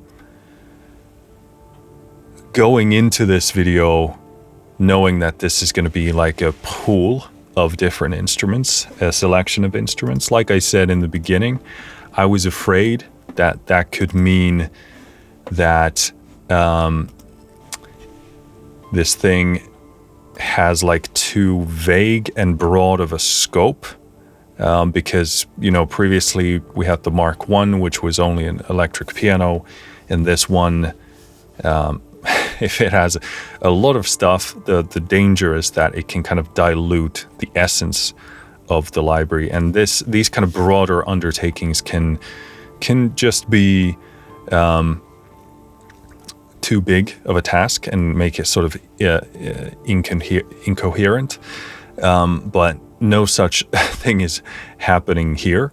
The selection of instruments is pretty much what I kind of expected, because I know the Phonoloop vibe, and they were that. But what I mean, the sampling here is extremely good, and the understanding of playing, you know, how they've instructed the players. I don't know if they played some of these themselves or if they have third-party players coming in. I maybe mix of both, but these sound really well played. They have immense understanding of texture, of how we touch instruments, how we produce different textures and tones when we play with them. This goes way beyond sampling, meaning if we talk about sampling in terms of simply capturing a sound, like recording arts-wise, recording engineering-wise, this goes beyond that. These are fantastic, not only instruments and players, but just what they've decided to sample is so rich and nuanced and textural and atmospheric, is really good. The selection of instruments here is really great. It's exactly what I would expect from the Phonoloop. Going like, these are all things that jive with the lo-fi, ambient, textural style. It's a great selection of things. Never once did I think there's too little or too much of this. I think this library is brilliantly sized, because looking at these folders, it's not overwhelming, it's not underwhelming. of course, when you get presets of this quality, when you find that thing that you really like, of course you want to have more of it, because why not?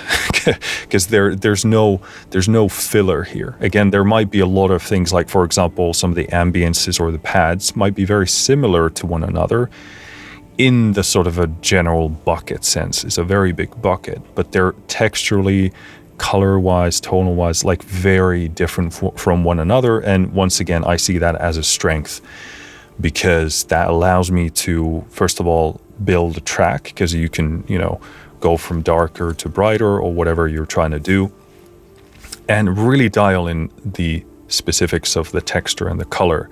And this is exactly what a company like this offers. They have an immense understanding of all those details and the kind of vibe they create. Because we know, for example, lo-fi music is very sensitive to the texture and the vibe, and like things like noises, all the slight clanky, clicky things, grainy things, they make or break the track. And that's what you're also, like, a big part of what you're paying for here is their expertise in that craft, which is, I don't think there's anyone else in the industry who does this at this level, period. But yeah, talking about the scope and the amount of presets, this is really, really nicely balanced. Again, of course, when you get something that's S tier, you're just like, give me more, because you kind of, in your mind, you want infinite amounts of it. But the thing to remember, again, this is brilliantly sized, because you can, what we didn't do at all in this video, because we were very, very much, preset demonstration oriented here, but we didn't actually jump in here and start, tweak things, because the beauty of this engine is that when you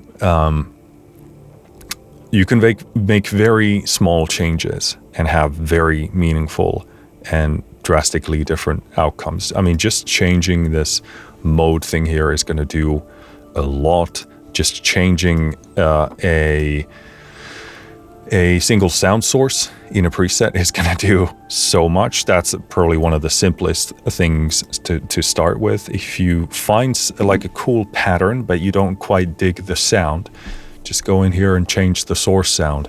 And, this is like such a fun playground where you're not going to run out of things to try and tweak. And that try is an important word here, because you can just go in and try things. You can play things. And that's, for me, like peak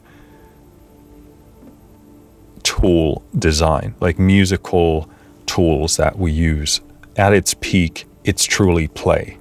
We don't call this like playing music for nothing. You can go in here and, feel like a kid. You can poke something and something interesting and fun happens.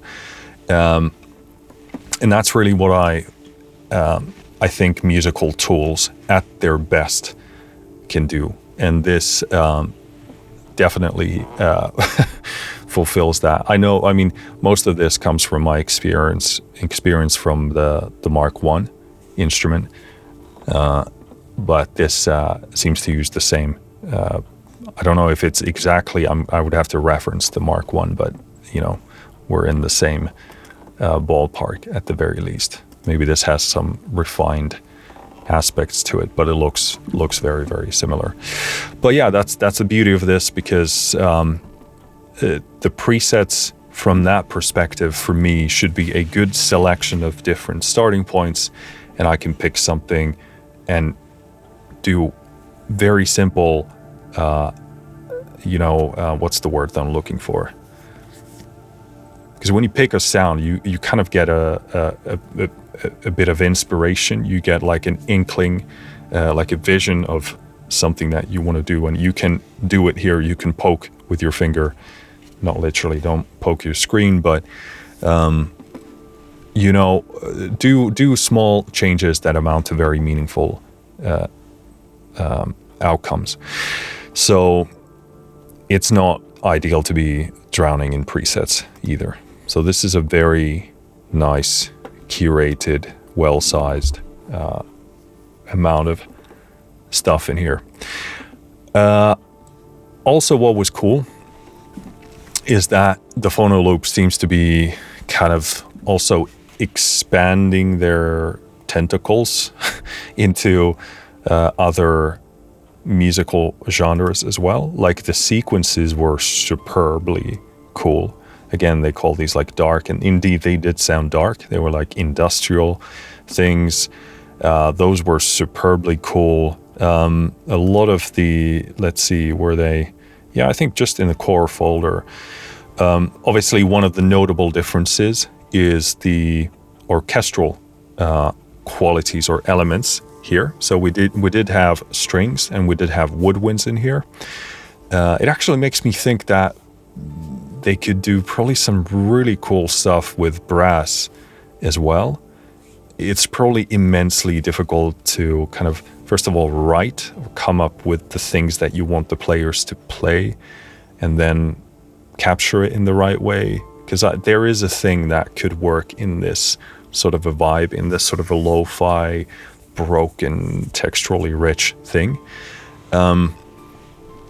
But yeah, I mean, I'm so happy to see them venture out into those instruments, because the strings and the woodwinds, they sound absolutely fantastic.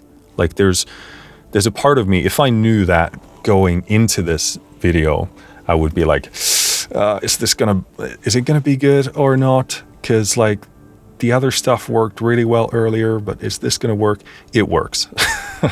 So they know they're sampling, they know they're planning for like what kind of articulations to record, what sort of expression, what kind of performances. They are just superbly good. Like so many of those presets were extremely instantaneously screen ready for me.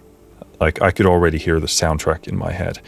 And yeah, this does the kind of a very specific, like out of the box, the presets do a very specific kind of a orchestral sound. And it's really cool, and it's probably an underserved sound, but kind of a light, but very mature, balanced orchestral sound. I don't know if that makes any sense, but very happy to see them do that. They sound fantastic. Anything, I mean, all of the stuff in the kind of typical traditional lo-fi park, like all the bells, all the mallets, all the strings, all the synth things are just top tier. The best lo-fi stuff you can really get. I was very happy to hear pianos in there. They were fantastic. And then we had that one piano that was probably one of my favorite piano tones ever, which is again a very high bar to hit, because I have a lot of piano libraries and many of them are superb. But this one had some kind of a dreamy ambience, dreamy tone to it, and it's still like simultaneously it was present but ambient. So very happy to hear those. But it seems like whatever they decide to sample, they know what the heck they're doing and they can pull it off. So this kind of, in a sense, kind of blows the lid off what I think the Phonoloop can do.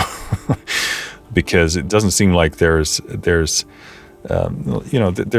nothing they can't sample and put into this context. So it makes me very excited for the future of this company, because who knows what they can do. It doesn't seem like it doesn't matter what they start sampling, because they can pull it off. And of course, if you're doing any sort of like ambient stuff, this of course does the kind of lo-fi, dreamy pads and ambiences fantastically well. But it does have very, in terms of genres, it's hard to even describe, but it just feels like this, it has a broader sound to it, a broader style. So it's not, I feel like they are definitely expanding the genre capability of the sound that they produce. And again, lastly, I can't do anything but praise this engine here. It's one of my favorites out there. Like I said, it's just a playground for creativity. So what we did here today is just like one aspect of this entire library. It's just kind of the starting point, and the rest is really up to you. But again, what I love about it is that it's so simple to make simple changes and see huge meaningful results. And even though this has a lot of power, it doesn't feel like I'm drowning in choices. It's actually playful, and it feels like I'm always progressing with the sound shaping instead of getting lost in the process and then wanting to backtrack or try and undo something. It's always like generative, which is a really, really cool thing. So yeah, there's so much you can do in here, and so much more to be discovered. It is like one of those like sandbox type of engines that just has infinite potential. But that's it for this video. Let me know what you think of the instrument and if you grabbed it. And as always, let me know what you think of this video. Thank you for listening. Thank you for watching. I'll see you next time. Finished.